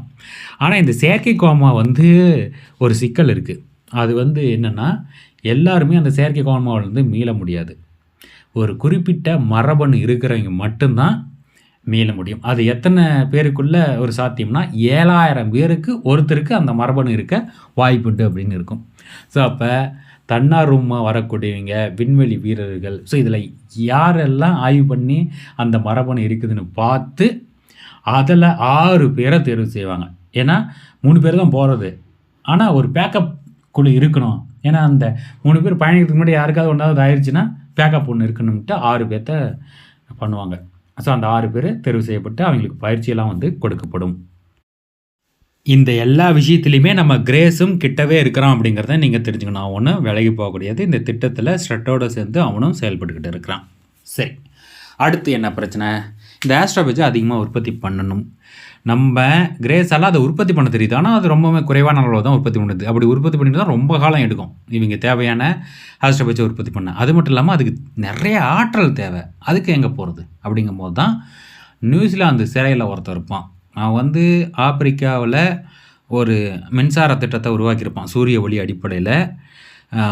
அந்த திட்டத்தில் ஒரு குளறுபடியாகி 7 பேர் என்னமோ செத்து போயிருப்பாங்க நியூசிலாந்துக்காரங்க. அதனால் அவனை ஜெயிலில் வச்சுருப்பாங்க. அது மட்டும் காரணம் கிடையாது, அவன் பணத்தை கையாடல் பண்ணியிருப்பான். அது மட்டும் இல்லாமல் அவன் வந்து ஒரு அடிக்ட். என்ன விஷயத்துக்குன்னா, இந்த சூதாடுவாங்க இல்லையா, ஸோ அந்த விஷயத்தில், இந்த சூதாட்ட விஷயத்தில் அவன் கவனமாக இருந்ததுனால தான் இந்த விபத்தே நடந்திருக்கும். சரி, ஸோ அவன் சிறையில் இருப்பான். ஆனால் அவங்ககிட்ட ஒரு திட்டம் இருக்கும். என்னென்னா, பிளாக் பேனல் அப்படிங்கிற ஒரு திட்டம் வச்சுருப்பான். அந்த திட்டமானது அதீத ஆற்றலில் சூரியன்கிட்டேருந்து எடுத்து பயன்படுத்துகிற மாதிரியான ஒரு திட்டம். ஸோ அதை அவன் குறிப்பிட்டிருப்பான். ஸோ அவனை பயன்படுத்திக்கிட்டு ஆஸ்ட்ரோபேஜை அதிகமாக உற்பத்தி பண்ணியும் அதுக்குள்ளே தேவையான ஆற்றலை புகுத்துகிற வேலையும் செய்வாங்க. இது இப்படி நடக்குது. தொடர்ந்து இந்த ஹெயில் மேரி வந்து அங்கே பயணித்து போனாலும் அங்கே இருக்கக்கூடிய விஷயத்தெல்லாம் ஆய்வு பண்ணும் இல்லையா. ஸோ அப்போ அங்கே பயன்படுத்துறதுக்கான ஆய்வு கருவிகள்லாம் வேணும். அப்போ அதாவது 0 கிராவிட்டியில் இயங்குகிற மாதிரியான ஆய்வு கருவிகளை உருவாக்குறதுங்கிறது குறிப்பிட்ட காலத்துக்குள்ளே சாத்தியம் இல்லை. அப்போ அதுக்கு என்ன பண்ணலாங்கும் போது, மைய விலக்கு விசையின் மூலம் ஈர்ப்பு விசையை ஹெயில்மேரியிலே உருவாக்குற மாதிரியான ஒரு கட்டமைப்பையும் ஒரு பிஹெச்டி முடித்த டாக்டரமாக விளக்கம் கொடுக்கும். ஸோ அதுக்கு ஏற்ற மாதிரியும் ஹெயில்மேரி கட்டமைக்கப்படும். இந்த மைய விலக்கு விசை இயங்கிறதுக்கு, அதாவது அது சுற்றுறதன் மூலம் அந்த மைய விலக்கு விசை வரும். ஸோ அது ஏற்ற மாதிரி வந்து கட்டமைப்பாங்க. அது ஒரு வேலையாக நடக்கும். அது மட்டும் இல்லாமல் இப்படி பயணித்து போகிறவங்களுக்கு ஏதாவது தரவு தேவைப்பட்டால் அந்த தரவு உடனே அவங்களுக்கு கிடைக்கணும். பூமியில் இருக்கக்கூடிய ஏதாவது அறிவியல் தகவல் தேவைப்பட்டால், அப்போ உலகில் இருக்கக்கூடிய அனைத்து தரவுகளும் எந்த வகையான காப்பிரைட்டும் இல்லாமல் ஸ்ட்ரெட் டைரெக்டாக யாருக்கிட்டையும் அனுமதி கேட்காம எடுத்துக்குவா. அதனால் அதை குறித்து ஒரு வழக்கு நீதிமன்றத்துக்கு வரும். அந்த வழக்கையும் அவள் எதிர்கொள்வாள். அங்கே பாரு, இந்த ஒட்டுமொத்த உலகத்தையும் காப்பாற்றுற வேலை என்கிட்ட கொடுக்கப்பட்டிருக்கு. ஸோ அதனால் இந்த உலகத்தில் அறிவு சார்ந்த சொத்துக்கள் எவ்வளோ இருந்தாலும் அத்தனையும் எந்த வகையான காப்புரிமையும் வழங்காமல் நான் எடுத்துக்க போகிறேன். ஒவ்வொருத்தருக்கிட்டையும் நான் ஃபோன் பண்ணி உங்கள் எடுத்துக்கணும்னு கேட்டுக்கிட்டு இருக்க முடியாது. அதுக்கெலாம் எனக்கு நேரம் இல்லை அப்படின்னு அவள் சொல்லுவாள். ஆனால் நீதிமன்றம் இல்லை, நீங்கள் இப்படிலாம் சொல்லக்கூடாதுன்னு சொல்லும் போது, ஏன்னா இவளுக்கு உலகளாவிய அரசாங்கத்தில் அனைத்து அதிகாரத்தையும் கொடுத்துருக்கும். அதனால் அவள் இராணுவ வீரர்களை கூட வச்சுட்டு இருப்பாள். யாராலையும் அவளை தடுக்கவே முடியாது. அவள் அந்த விஷயத்தையும் சாதிச்சிருவா. அதாவது இந்த ஹெயில்மேரியில் உலகத்தில் கூட அனைத்து தரவுகளும் வைக்கப்பட்டிருக்குது அப்படிங்கிறதும் இங்கே குறிப்பிடப்படும். மேலும் ஏதாவது தரவுகளை நான் விட்டுருக்கலாம். குறிப்பாக இந்த ஆஸ்ட்ரோபேஜுக்குள்ளே வந்து நியூட்ரினோ இருக்கும். நியூட்ரினோன்னா அது வந்து தனக்குள்ளே இருக்கக்கூடிய புரோட்டானை ரொம்ப வேகமாக இயக்க வச்சு அந்த இயக்க ஆற்றலை கொண்டு நியூட்ரினோ உருவாக்கி தான் நகருது. அந்த நியூட்ரினோ மூலம் தான் ஒளியாற்றலை பயன்படுத்தி நகருது அப்படிங்கிற மாதிரி ஒரு விளக்கம் வரும். ஸோ இந்த மாதிரி நிறையா விஷயங்கள் வந்துக்கிட்டே இருக்கும். எல்லாத்தையும் என்னால் சரியாக குறைய சொல்லணும்னா நான் சில விஷயங்களை விட்டுருக்கலாம். ஸோ அதனால் உண்மையிலேயே இந்த கதையை நீங்கள் முழுசாக உள்வாங்கன்னா நீங்கள் படிக்கிறது தான் நல்லது. சரி, இப்போ கடைசியில் ஹெயில்மேரி எங்கே போகுது? டாவோ சிட்டிக்கு போகிறதுக்கான திட்டத்துக்கான வேலைகள் நடந்து, குறிப்பாக என்னென்ன பண்டங்கள் வேணுமோ அது எல்லாமே வந்து நம்ம விண்வெளி ஆய்வு மையம் இருக்குது இல்லையா, அதுக்கு கொஞ்சம் கொஞ்சமாக அனுப்புகிறாங்க இங்கேருந்து பூமியிலேருந்து அனுப்பி அனுப்பி அங்கே தான் ஹெயில்மேரி அதாவது இங்கே விண்வெளியில் தான் கட்டமைக்கப்படுது. ஏன்னா ஹெயில்மேரி பயன்படுத்துறது ஆஸ்ட்ரோபேஜ் ஆற்றல். அந்த ஆற்றல்லேருந்து வெளிப்படுகிற விஷயம் அப்படிங்கிறது சாதாரண விஷயம் இல்லை, அது ரொம்ப பெரிய சேதாரத்தை ஏற்படுத்தக்கூடியது. பூமியிலேருந்தெல்லாம் அப்படியே கிளப்பி கொண்டு போக முடியாது. ஸோ அதனால் விண்வெளியிலேருந்து அங்கேருந்து கிளப்பி கொண்டு போகிற மாதிரி தான் அவங்க திட்டத்தை போடுறாங்க. ஸோ அப்படி போடும்போது தான் ஒரு குளறுபடி ஆகிடுது. அதாவது இந்த விண்வெளி பயணத்திற்கு உயிரியல் விஞ்ஞானிகள் 2 பேர் தேர்வு செய்யப்பட்டிருப்பாங்க. அதாவது முதன்மை விஞ்ஞானி ஒருத்தன், பேக்கப்புக்கு ஒருத்தி இருப்பாள். இவங்க 2 பேருக்குலேயும் கொஞ்சம் நெருக்கமான உறவு இருக்கும். அவங்க ஒரு இடத்துல கொஞ்சம் ஆஸ்ட்ரோபேஜை வச்சு ஏதோ ஒரு ஜெனரேட்டர்னு நினைக்கிறேன். ஸோ அதை வந்து பண்ணும்போது அது வெடிச்சிடும். அதில் அந்த உயிரியல் விஞ்ஞானி 2 பேருமே செத்து போயிடுவாங்க. இப்போ உயிரியல் விஞ்ஞானி மாற்றா ஒரு ஆள் வேணும். அதுக்கும் ஒரு பெண்மணியை செலக்ட் பண்ணி வச்சுருப்பான் நம்ம ஸ்ட்ரட். இருந்தாலுமே இந்த உயிரியல் சார்ந்த விஷயங்களை மீண்டும் கற்றுக் கொடுக்கணும். இந்த கற்றுக் கொடுக்குற வேலையெல்லாம் செஞ்சுக்கிட்டு வந்தது யாருன்னா கிரேஸ் தான். அந்த 2 பேருக்கும், செத்து போன 2 பேருக்கும் கிரேஸ் தான் செஞ்சுக்கிட்டு வந்திருப்பான். ஸோ இந்த இடத்துல ஸ்ட்ரட் வந்து ஒரு திட்டத்தை முன் வைப்பான். கிரேஸ், நீயே போ இந்த இதுக்கு, ஏன்னா உனக்கு நீங்கள் இருக்கிற எல்லா விஷயத்தையும் பார்த்துருக்குற, உனக்கு நல்ல அனுபவம் இருக்குது, உன்னால் விண்வெளியில் பயணிக்கிறதுக்கான என்ன பயிற்சியும் உனக்கும் கிடச்சிருக்கு, இங்கே எல்லா விஷயத்துலையும் கூடவே வச்சுருந்துருக்கிறேன். அதாவது நான் ஒன்றா சும்மாலாம் ஒன்று வச்சுக்கிட்டு கிடையாது, நீயும் பயன்படுவோம் அப்படிங்கிற எண்ணத்தில் தான் வச்சுருந்தேன் அப்படின்ட்டு. அதாவது ஏன் இதை கேட்கப்படுதுன்னா, இந்த செயற்கை கோமா இருக்குது இல்லையா, அதுக்கு இவன் மரபணுவையும் சோதனை பண்ணும்போது இவனுக்கு அந்த மரபணு இருக்கும், அந்த அரிதான மரபணு, கோமாவிலேருந்து மீளக்கூடிய மரபணு இருக்கும். ஸோ அதனால் இவங்கிட்ட கேட்பாங்க நீயும் போட்டு. ஆனால் இவன் போய் சாவறதுக்கு பிரியப்படுறவனா, நான் எங்கடா போய் சாவடிச்சிருவாங்க போல இருக்குது, நான்லாம் போகலை அப்படின்னு அவன் சொல்லுவான். நான் ஒன்றும் விண்வெளி வீரன் கிடையாது, நான் போக மாட்டேன் அப்படின்னு அவன் சொல்லுவான். இருந்தாலும் அவனுக்கு கொஞ்சம் அவகாசம் கொடுப்பாங்க. இன்னும் ஒரு 4 மணி நேரம் கொடுக்குறேன், நல்லா யோசனை பண்ணி பார்த்துட்டு சொல்லு, ஏன்னா நீ குழந்தைகளோட எதிர்காலம் கெட்டு போயிரு சொல்லிட்டு தான் திரும்ப வேலைக்கு இங்கே வந்த, அப்படிங்கும்போது அந்த குழந்தைகள்லாம் நினச்சி பார்த்துக்கோ அப்படின்னு சொல்லுவாங்க. இவன் அந்த 4 மணி நேரத்தை எடுத்துக்கிட்டு மீண்டும் ஸ்ட்ரட்டுக்கிட்ட போவான். போய் இல்லை நான் போகலை, என்னால் அதெல்லாம் முடியாது. ஏன்னா இந்த பயணம் தொடங்குறதுக்கு 3 நாள் தான் இருக்கும். மேலே வந்து ஹெயில்மேரி முழுசாக கட்டமைக்கப்பட்டிருக்கும். இவங்க ஒரு குறிப்பிட்ட ஏவுதளத்தில் இருப்பாங்க. அது ரஷ்யாவோட ஏவுதளம்னு நினைக்கிறேன், கோனூர் ஏதோ ஒரு பேர் சொல்லும். ஸோ அங்கேருந்து அந்த 3 விண்வெளி வீரர்களும் அந்த ஹெயில்மேரிக்கு அனுப்பப்பட போகிறாங்க. ஸோ அதில் வந்து யார் யார் இருப்பாங்கன்னா, அதாவது சீனாக்காரன், அவன் தான் வந்து தளபதி அந்த திட்டத்துக்கு. அடுத்தது ஒரு ரஷ்ய பெண்மணி, அவள் வந்து ரொம்ப வித்தியாசமான டார்க்கான ஹியூமர் பண்ணக்கூடிய ஒரு பெண்மணி. ஸோ அவள் இருப்பாள். அந்த 3வது திட்டத்துக்கு அந்த ஆளுங்க 2 பேரும் செத்து போயிட்டாங்க. அதாவது இந்த இயற்பியல் விஞ்ஞானிகள், இயற்பியல் இல்லை, உயிரியல் விஞ்ஞானிகள். ஸோ அப்போ தான் இந்த கிரேஸ் தேர்வு செய்யப்படுறான். ஆனால் கிரேஸ் வந்து போக ஒத்துக்கலை, ஏன்னா அவனுக்கு சாவறதுக்கு பயம். உண்மையிலேயே அவன் கோலை, அவன் போய் செத்து போகலாம் பெரிய பிள்ளை, அவ்வளோ தூரம் பயணித்து போய் நம்ம சாவறதான்னு நினச்சி அவன் இல்லை நான் போகலன்னுமா. ஆனால் நமக்கு தான் ஸ்ட்ரட்டாக தெரியுமே, அவன் என்ன பண்ணுவான் தெரியுமா, நம்ம யாரை, அவனோட பேர் வந்துச்சு திரும்ப, கிரேஸ், அவனை பிடிச்சி கொண்டு போய் அடைச்சி வச்சுருவான். அடைச்சி வச்சு பயணிக்கிற அன்னைக்கு அவனை ஊசியை போட்டு மயக்கமடைய வச்சு இங்கேருந்தே ஹெயில்மேரிக்கு அனுப்பி அங்கே அந்த செயற்கை கோமா தன்மையை அந்த தளபதியாக இருக்கக்கூடிய சீனாக்காரனும் ரஷ்யாக்காரியும் அவனுக்கு பொருத்தி விடுறது. தூக்க நிலையிலேயே இவனுக்கு மயக்க மருந்து கொடுத்துருவாங்க, அந்த மயக்க நிலையிலேயே பொருத்தி விட்டா அவன் போய்த்தானே ஆகணும் அங்கே அப்படிங்கிற திட்டத்தை அவன் முடிவு பண்ணுறான். அப்போ இவன் கிரேஸ் என்ன பண்ணுவான்னா, நான் விழித்து பார்த்தா எனக்கு நினைப்பு வரல, உங்கள் திட்டத்தை நான் கெடுப்பேன், என்னை நீ கொல்ல பார்க்குற அப்படின்னு இவன் பேசுவான்.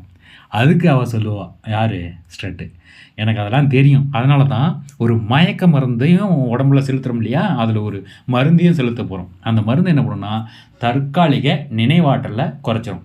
உனக்கு உன்னுடைய நினைவாற்றல் மெதுவாக தான் வரும் ஆரம்பிக்கும், எங்கே நீ அங்கே கண் விழிச்சாலும். அப்போ நீங்கள் 3 பேர் அங்கே கண் விழிக்கும் போது அந்த சீனாக்காரரும் அந்த ரஷ்யாக்காரியும் திட்டம் என்ன அப்படிங்கிறத அவனுக்கு சொல்லும் போது, நீயே ஒத்துக்கிட்டு தான் இந்த திட்டத்துக்கு வந்ததா முதல்ல நீயே நினச்சிக்க வாய்ப்புண்டு. நீ அந்த திட்டத்தில் செயல்பட்டு ஆரம்பிக்கும் போது உனக்கு முழு உண்மையும் தெரியும் போது, அதாவது நீ விருப்பப்பட்டு இந்த பயணத்தை பண்ணல அப்படிங்கிறது தெரியும் போது நீ எதிராக செயல்பட மாட்டேன். ஏன்னா உனக்குள்ள நல்ல பண்புகள் இருக்குது, உன் மேலே எனக்கு எந்த மதிப்பும் கிடையாது, ஆனால் உங்கள்கிட்ட நல்ல பண்புகள் இருக்குதுன்னு எனக்கு தெரியும். ஸோ அதனால் நீ ஒன்றும் இந்த மனிதனத்தை சாவப்பட மாட்டேன் அப்படின்னு சொல்லி அவனை மயக்கமடைய வச்சு அனுப்பி விட்ருவான். ஸோ அப்படி தான் ஹெயில்மேரிக்குள்ளே வரான் நம்ம கிரேஸ். கதை எந்த இடத்துல ஆரம்பிக்கும் அப்படின்னா, இப்படி பயணம் செஞ்சு தாவ செட்டியோடைய சூரிய குடும்பத்துக்கு ஹெயில் மேரி வந்து சேர்ந்துரும். அப்போ நம்ம கிரேஸ் வந்து கண் முழிப்பான். அவன் தான் அவன் கிட்ட 2 பேர் இருப்பாங்க. ஆனால் 2 பேர் செத்துருப்பாங்க. அந்த சீனாக்காரனும் ரஷ்யாக்காரியும். அவன் எங்கடா இருக்கிறோம், ஏன்டா இது என்னடா இடம் அப்படின்னு அவனுக்கு முதல்ல பிடிக்கும். ஏன்னா அவனுக்கு தான் ஞாபகம் மருந்து கொடுத்துட்டாள் அவன். அது கொஞ்சம் கொஞ்சமாக தான் அவனுக்கு நினைப்பு வரும். ஸோ இந்த இடத்துல இன்னும் சில விஷயங்கள் இருக்குது. என்னென்னா அவனுக்கு மருத்துவ விஷயங்கள்லாம் பார்க்குறதுக்கு ஒரு என்ன சொல்கிறது, ஒரு வகையான அல்காரிதம் உருவாக்கியிருப்பாங்க. அது வந்து அங்கே செயற்கை கரங்கள் போல் இருக்கும், இரும்பு கரங்கள். அவைகள் வந்து மருத்துவ வேலைகளை செஞ்சுக்கிட்டு வரும். அது ஒரு நுண்மையான கண்டுபிடிப்பாகவும் இங்கே அடையாளப்படுத்தப்படும். ஸோ அந்த செயற்கை கரத்துடைய பராமரிப்பில் தான் நம்ம கிரேஸ் இருந்திருப்பான், மற்ற 2 பேர் இருந்திருப்பாங்க. ஆனால் அந்த மற்ற 2 பேரும் செத்து போயிட்டாங்க ஏதோ ஒரு குளறுபடி ஆகி. நம்ம கிரேஸ் மட்டும்தான் இந்த பயணத்தில் அங்கே தாவ் செட்டி சூரிய குடும்பத்தில் கண் விழிப்பான். அவன் அங்கேருந்து எல்லாத்தையும் நோண்டி பார்க்கும்போது நம்ம எங்கே இருக்கிறோம்னா அவன் ஒரு விண்கலத்தில் இருக்கிறது அவனுக்கு தெரியும். கொஞ்சம் கொஞ்சமாக நினைப்பு வரும், நம்ம ஒரு விண்கலத்தில் இருக்கிறோம் அப்படின்னு அவன் தெரிஞ்சுப்பான். அப்போ நம்ம எங்கே இருக்கிறோம் அப்படிங்கும்போது நம்ம ஒரு வேளை வெள்ளி கோலத்தை நோக்கி போயிட்டு இருக்கிறோமோ அப்படின்ட்டு அவன் பார்க்கும்போது அவன் தன்னோட சூரிய குடும்பத்தில் இருக்கிறதா அவன் முதல்ல நினச்சிப்பான். ஆனால் அவன் எல்லாம் பண்ணி பார்க்கும்போது நம்ம சூரிய குடும்பத்தில் இல்லை, நம்ம வேறு ஏதோ ஒரு சூரிய குடும்பத்தில் இருக்கிறோம் அப்படின்னு அவனுக்கு தெரியும். அவன் கொஞ்சம் கொஞ்சமாக அப்படியே நினப்பு வரமாகும்போது அங்கே ஒரு விஷயத்தை அவன் கவனிப்பான். அங்கே ஒரு பெட்ரோவா கோடு இருக்கும். அங்கேயுமே ஒரு பெட்ரோவா கோடு இருக்கும். அங்கேயும் ஆஸ்ட்ரோபேஜ் இருக்குங்கிறது அவனுக்கு தெரிஞ்சிடும். ஆனால் அப்போ அவனை நோக்கி ஒரு வித்தியாசமான விஷயம் வரும். அந்த வித்தியாசமான விஷயம் என்னென்னா அது ஒரு கட்டமைப்பு. ஒருவேளை பூமியிலேருந்து வேறு ஏதாவது ஒரு விண்கப்பல் இங்கே வந்திருக்குதோ அப்படின்னு அவன் நினைப்பான். ஆனால் அது பூமியிலேருந்து வந்த விண்கப்பல் கிடையாது. அது ஒரு வேற்றுலக விண்கப்பல். அதாவது ஏதோ ஒரு வேற்றுலக இனம் அதாவது யார் கிரேஸ் என்ன நோக்கத்தில் போயிருக்கிறானோ அந்த ஆஸ்ட்ரோபேஜுக்கு தீர்வை தேடிட்டு வந்திருக்கிறான் இல்லையா, அதே நோக்கத்தோட வந்திருக்கணும். அல்லது அந்த ஆஸ்ட்ரோபேஜை உருவாக்கணதே அந்த வேற்றுலக இனமாக இருக்கலாம். அப்படிங்கிற மாதிரி பல குழப்பமான நிலையில தான் அந்த வேற்றுலக விண்கப்பலை எதிர்கொள்கிறான் நம்ம கிரேஸ். அந்த வேற்றுலக விண்கப்பலுக்கு இவனாக ஒரு பேர் வச்சுருவான். அது பிலிப் ஏ அப்படின்ட்டு பேர் வச்சுருவான். அந்த வேற்றுலக விண்கப்பலோட இவன் தொடர்பை ஏற்படுத்திக்கலாம். அதாவது அதுவே பிரியப்பட்டு தொடர்பை ஏற்படுத்திக்கும். அதில் இருக்கிற யாரோ ஒருத்தர் இவனை தொடர்பு கொள்ள முயற்சி பண்ணுவாங்க. இவனும் அந்த முயற்சியை ஏற்றுப்பான். அதாவது இதெல்லாம் ரொம்ப விரிவாக நுணுக்கமாக எழுதப்பட்டிருக்கும், அதெல்லாம் நம்ம பேச வேண்டியதில்லை. அப்படி அந்த தொடர்பில் அவன் சந்திக்கிறது தான் வேற்றுலக உயிரினமான ராக்கி. ஏன்னா அவனுடைய உருவம் வந்து ஒரு சிலந்தி மாதிரி இருக்கும், 5 கை ஏதோ இருக்கும் அவனுக்கு. அவன் வந்து மேலோடுலாம் வந்து ஏதோ பாறை மாதிரியே இருப்பான். ஆனால் அவன் பேசுகிற முறை வந்து ஒலிப்பு முறை அப்படிங்கிறது இசை கோர்வை மாதிரி இருக்கும். இசை கோர்வு இருக்கு இல்லையா, அந்த மாதிரி. நாம் வந்து மொழியை பேசுகிறோம். 2வது அவனுக்கு கண்ணு கிடையாது. அவன் உணர்கிற விதமே வந்து ஒளியால், ஒளினா சத்தம் இருக்கு இல்லையா, அதன் மூலம்தான் வந்து அவன் உணர்றான்.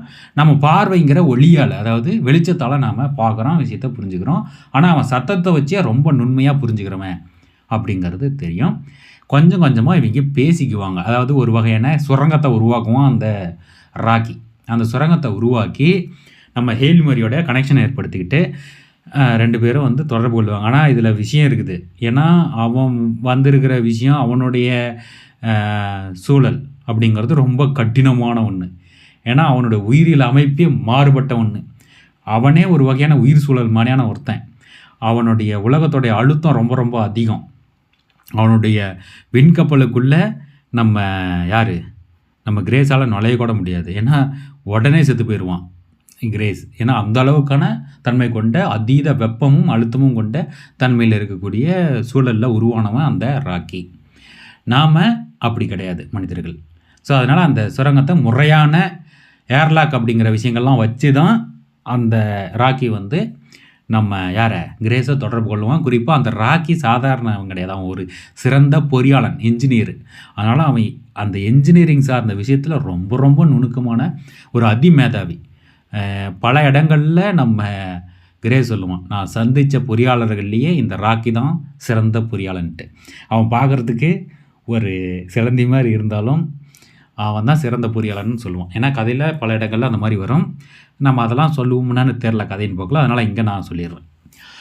சரி, இப்படி இவங்க தொடர்பு கொள்ளும்போது எப்படி இவங்க மொழியை பரிமாறிக்கிறாங்கன்னா முதல்ல எண்ணில் ஆரம்பிக்கும். எண்ணுன்னா என்ன, இவன் முதல்ல பேசும்போது கடிகாரத்தை காட்டி நான் கொஞ்சம் நேரம் தூங்கணும்பா, தூங்கிட்டு வந்து ஒன்று பார்க்குறாங்கும் போது அவங்க ஒரு கடிகாரத்தை காட்டுவான். அந்த கடிகாரத்தில் 6 எண்கள் இருக்கும். 0 தொடங்கி 5 வரைக்கும் இருக்கிற மாதிரியான கணக்கில் அது ஒரு டைப்பாக என்ன இருக்கும். இப்படி தான் இவங்க பேசுவாங்க. கொஞ்சம் கொஞ்சமாக அவன் மொழியை இவன் புரிஞ்சிக்கவும், இவன் மொழியை அவன் புரிஞ்சிக்கவும் ஆரம்பிப்பாங்க. இதில் என்ன விஷயம்னா, அவன் எந்த கருவியுமே இல்லாமல் புரிஞ்சுப்பான். எப்படின்னா, ஒரு வாட்டி ஒரு விஷயத்த சொன்னால் அவன் மண்டையில் தெளிவாக ஏறிடும். யார் மண்டையில்? ராக்கி மண்டையில். ஆனால் நமக்கு அப்படி கிடையாது இல்லையா? நமக்கு எல்லாத்தையும் ஒரே முறையில் கற்றுக்க முடியாது. அதனால் இவன் தாங்கிட்ட இருக்கக்கூடிய மடிக்கணினிலாம் இருக்கும். நிறையா மடிக்கணினிகள் இருக்கும், லேப்டாப்ஸ். அதை வச்சு ஒரு அல்காரிதத்தை உருவாக்கி அவன் ஒலியை வச்சு அவன் என்ன பேசுகிறாங்கிறத ஒவ்வொரு ஒலிக்கும் 2 பேருமே சைகையில் பேசி அதுக்கெல்லாம் குறிப்பெடுத்து அந்த மொழியை கொஞ்சம் கொஞ்சம் புரிஞ்சிக்க ஆரம்பிப்பான் நம்ம கிரேஸ். அப்படி தான்.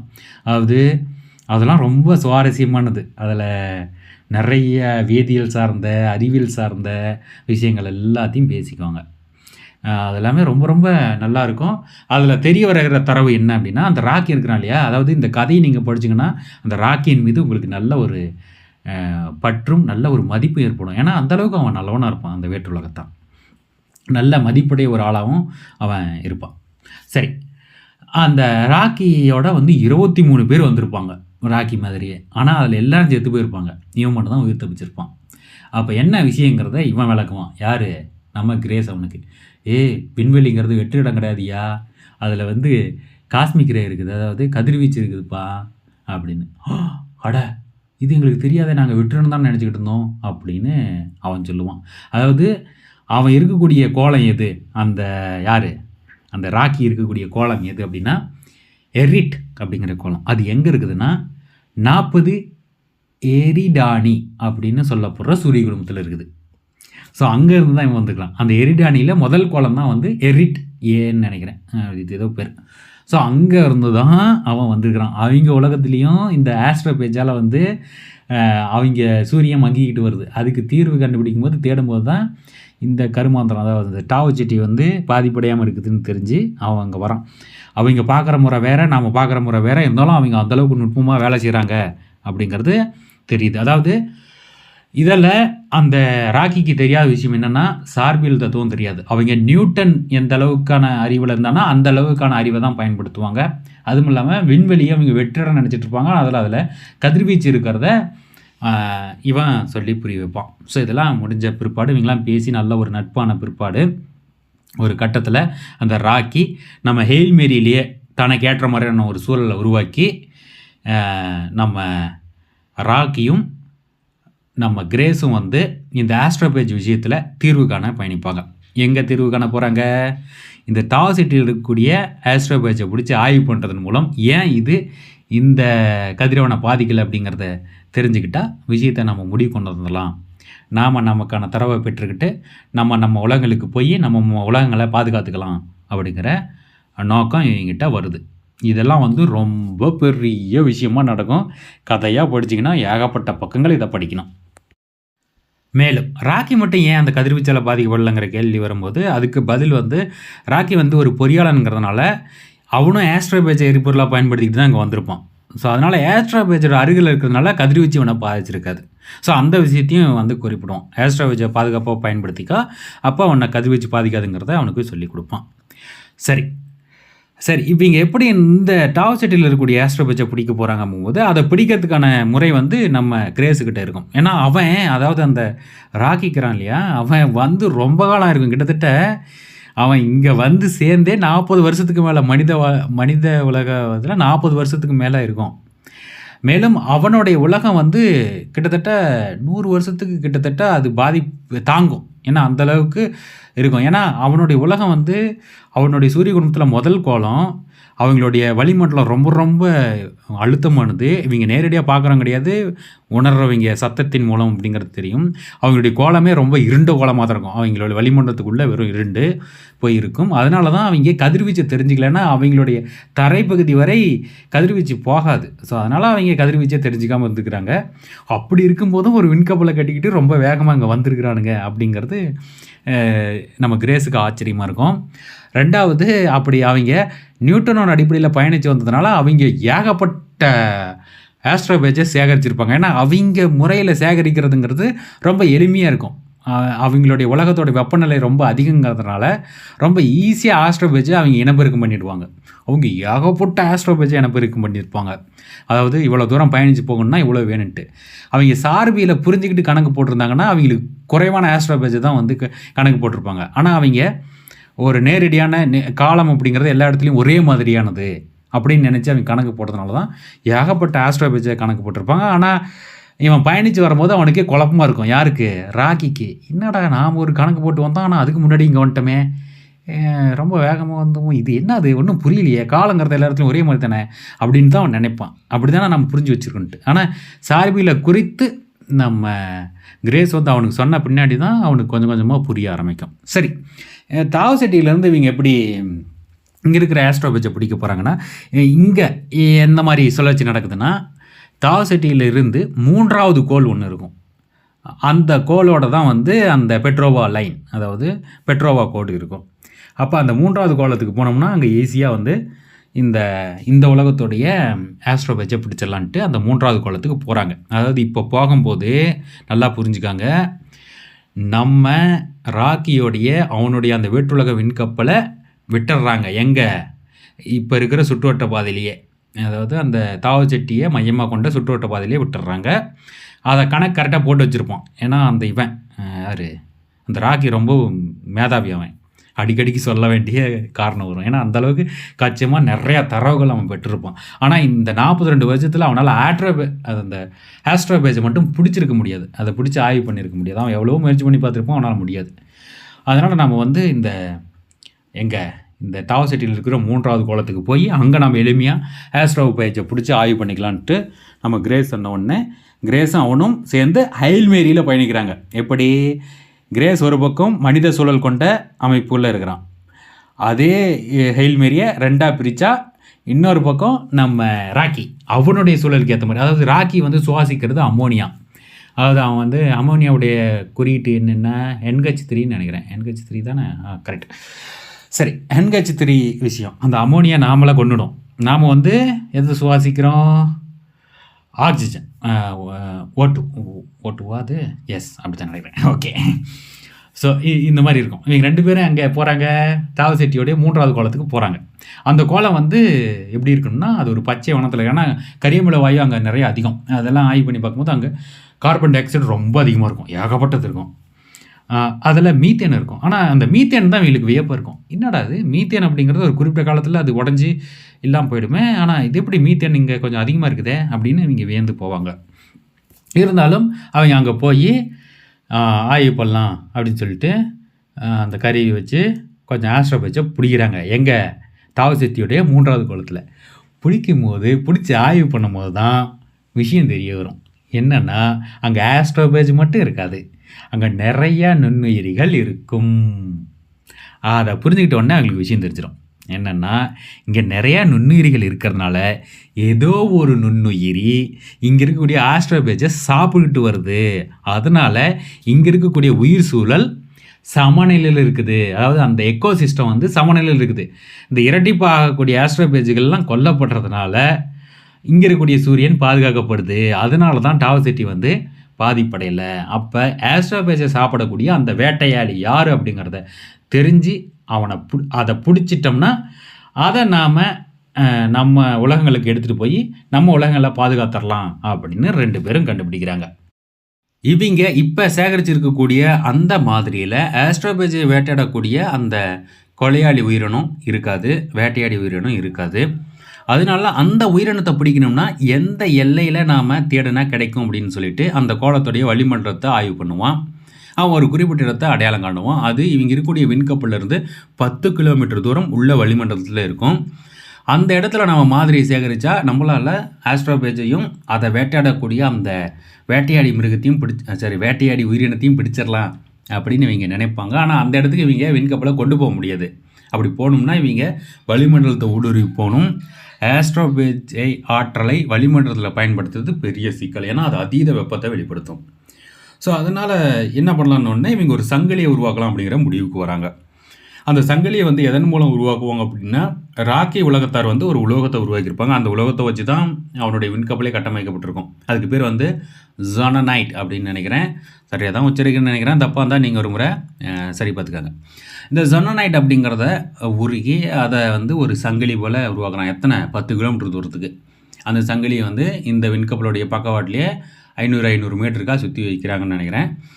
வச்சு அந்த சங்கிலியை உள்ளே இறக்கி அந்த என்ன சொல்கிறது, இவங்க எதிர்பார்க்கக்கூடிய அந்த ஆஸ்ட்ரோபேஜோடு சேர்ந்து அதனுடைய வேட்டையாடியும் பிடிக்கிறதுக்கான சூழலுக்குள்ளே அந்த சங்கிலியை அனுப்பி மாதிரியை சேகரிச்சுக்கலான்னு நினைக்கிறாங்க.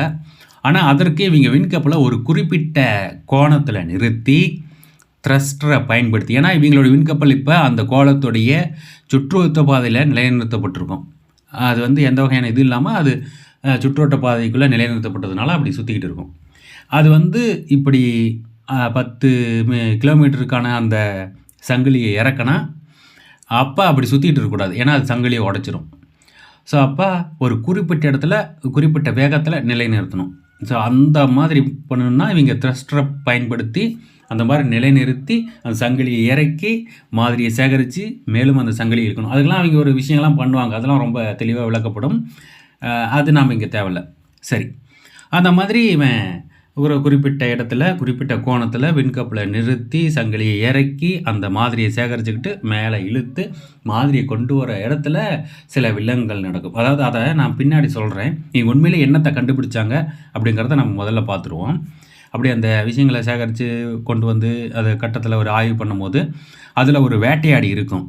அந்த வேட்டையாடிய பேர் வந்து ஒரு அமீபா மாதிரி இருக்கும், பூமியில் இருக்கக்கூடிய அமீபா மாதிரி. அதனால் அதற்கு தாவ் அமீபா அப்படின்னு பேர் வச்சுருவாங்க. ஏன்னா தாவ் சிட்டி சூரிய குடும்பத்தில் தானே இதை பிடிச்சிருக்காங்க அப்படிங்கிறதுனால. ஸோ இந்த தாவ் அமீபா வந்து இந்த ஆஸ்ட்ரோபேஜை வேட்டையாடுது. இந்த தாவ் அமீபா இப்படி வேட்டையாடுறதுனால தான் இந்த உலகத்தில் ஆஸ்ட்ரோபேஜோட எண்ணிக்கை அதிகமாகாமல் இங்கே இருக்கக்கூடிய உயிரியல் எக்கோசிஸ்டம் நிலையாக இருக்குது, சமநிலையில் இருக்குது. அதாவது அளவுக்கு அதிகமான ஆஸ்ட்ரோபேஜ் உருவாகாமல் போகுது அப்படிங்கிறத கண்டுபிடிச்சிடுறாங்க. ஸோ அதனால் அந்த தாவ் அமீபாவை நம்ம உலகங்களில் கொண்டு போய் விட்டால் அது உயிரோடு இருக்குமான்னு முதல்ல சோதனை பண்ணணும். கண்டிப்பாக வெள்ளியோடைய வளிமண்டல சூழலில் இது உயிரோடு இருக்குமா, அதே போல் ராக்கிக்கு எந்த உலகம் அந்த ஆஸ்ட்ரோபேஜை உருவாக்குறதுக்கான கார்பன் டை ஆக்சைடை கொண்டு இருக்கணும்னா 3 வேர்ல்டு அப்படிங்கிற 3வது உலகம். ஸோ அந்த உலகத்துடைய வளிமண்டலத்துலேயும் வச்சு இவங்க சோதனை பண்ணணும். ரெண்டையும் வச்சு சோதனை பண்ணும்போது அதில் உயிரோடு இருக்காது, இந்த அமீபா செத்து போயிடும்.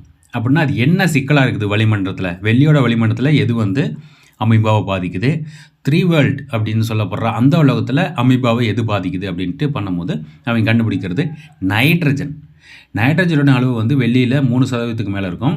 அதே போல் அந்த 3 வேர்ல்டில் 8% மேலே இருக்கும். ஸோ இதுதான் காரணம் அப்படிங்கிறத கண்டுபிடிச்சிருவாங்க. அப்போ இந்த நைட்ரஜனை தாங்கக்கூடிய அமீபாவாக இருந்தால் தான் இவங்களால் அவங்களுடைய உலகத்துக்கு அந்த அமீபாக்களை கொண்டு போக முடியும். இப்போ இது ரொம்ப மோசம் அப்படின்னு ராக்கி நினைப்பான். ஏன்னா அமீபா செத்து போயிடுதே, இப்போ என்னடா பண்ணுறது, நமக்கு வழி லெவலில் இருக்குது அப்படின்னு அவன் நினைப்பான். அப்போ நம்ம கிரேஸ் ஒன்று சொல்லுவான், இந்த அமீபாவை நம்ம பரிணமிக்க வைப்போம் அப்படின்ட்டு. பரிணமிக்க வைக்கிறதுனா நம்மளுடைய உலகத்தில் நமக்கே தெரியும், நாம் ஒரு நோய் வந்துருச்சுன்னா மருந்து செலுத்திக்கிட்டோம்னா அந்த மருந்துக்கு எதிராக அதாவது அந்த நோயை உருவாக்கக்கூடிய நுண்கிருமியானது காலங்காலமாக அப்படியே செயல்பட்டு அந்த மருந்துக்கு எதிராக ஒரு குறிப்பிட்ட இடத்துல செயல்பட ஆரம்பித்து அந்த மருந்தையே எவ்வளோ கொடுத்தாலும் அந்த மருந்து செயல்படாத தன்மைக்கு வந்துடும். ஸோ அதுபோல் நைட்ரஜனை ஏற்றுக்கொள்வது போல் இந்த அமீபாவை கொஞ்சம் கொஞ்சமாக அதுக்கு நைட்ரஜன் கொடுத்து பரிணமிக்க வைக்கலாம் அப்படிங்கிற ஒரு திட்டத்தை சொல்கிறான். ஸோ அதற்கான வேலையை செய்ய ஆரம்பிக்கிறாங்க. ஸோ இதுக்கு மத்தியில் என்ன ஆயிருக்கும் அப்படின்னா, அதாவது இங்கே நடந்த குளறுபடிகளில் முதல் விஷயமா அந்த த்ரஸ்டரை பயன்படுத்துறதுனால கப்பலில் ஒரு இடத்துல ஏதோ ஓட்ட விழுந்துடும் எரிபொருள் இதில். அது ஒரு மோசமான விளைவை ஏற்படுத்தி அந்த குளறுபடியில் நம்ம ராக்கி வந்து நம்ம சூழலுக்குள்ளே, அதாவது மனிதர்கள் வாழக்கூடிய சூழலுக்குள்ளே நுழைஞ்சி கிரேஸை காப்பாற்றுற மாதிரி நடக்கும். ஸோ அதில் ராக்கி ரொம்ப மயக்கம் போட்டு விழுந்துருவான் அல்லது செத்துட்டானு கூட கிரேஸுக்கு தெரியாது. சரி, அவனை நம்ம அவனுடைய சூழலுக்குள்ளே தள்ளுனா அவனை கொண்டு போய் அவன் தள்ளும் போது நம்ம கிரேஸ் வந்து அவன் சுவாசிக்கக்கூடிய அமோனியாவால் பாதிக்கப்பட்டு இவன் உடம்புல ஒரு குறிப்பிட்ட பகுதி வந்து தீக்காயத்துக்கு உள்ளாகும். ஸோ இந்த மாதிரி மோசமான விஷயம் நடக்கும்.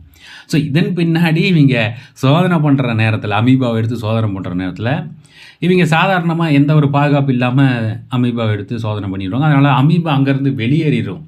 ஏன்னா நிறையா அமீபா இருக்கும் இல்லையா, அதில் சிலது வெளியேறி அந்த விண்கப்பலுடைய எரிபொருளாக இருக்கக்கூடிய ஆஸ்ட்ரோபேஜோடைய இதுக்குள்ளே நுழைஞ்சிடும். ஏன்னா விண்கப்பல் வந்து கொஞ்சம் மோசமானதில் அங்கே சில ஓட்டைகள் இருக்கும், அது வழியாக போயிடும்.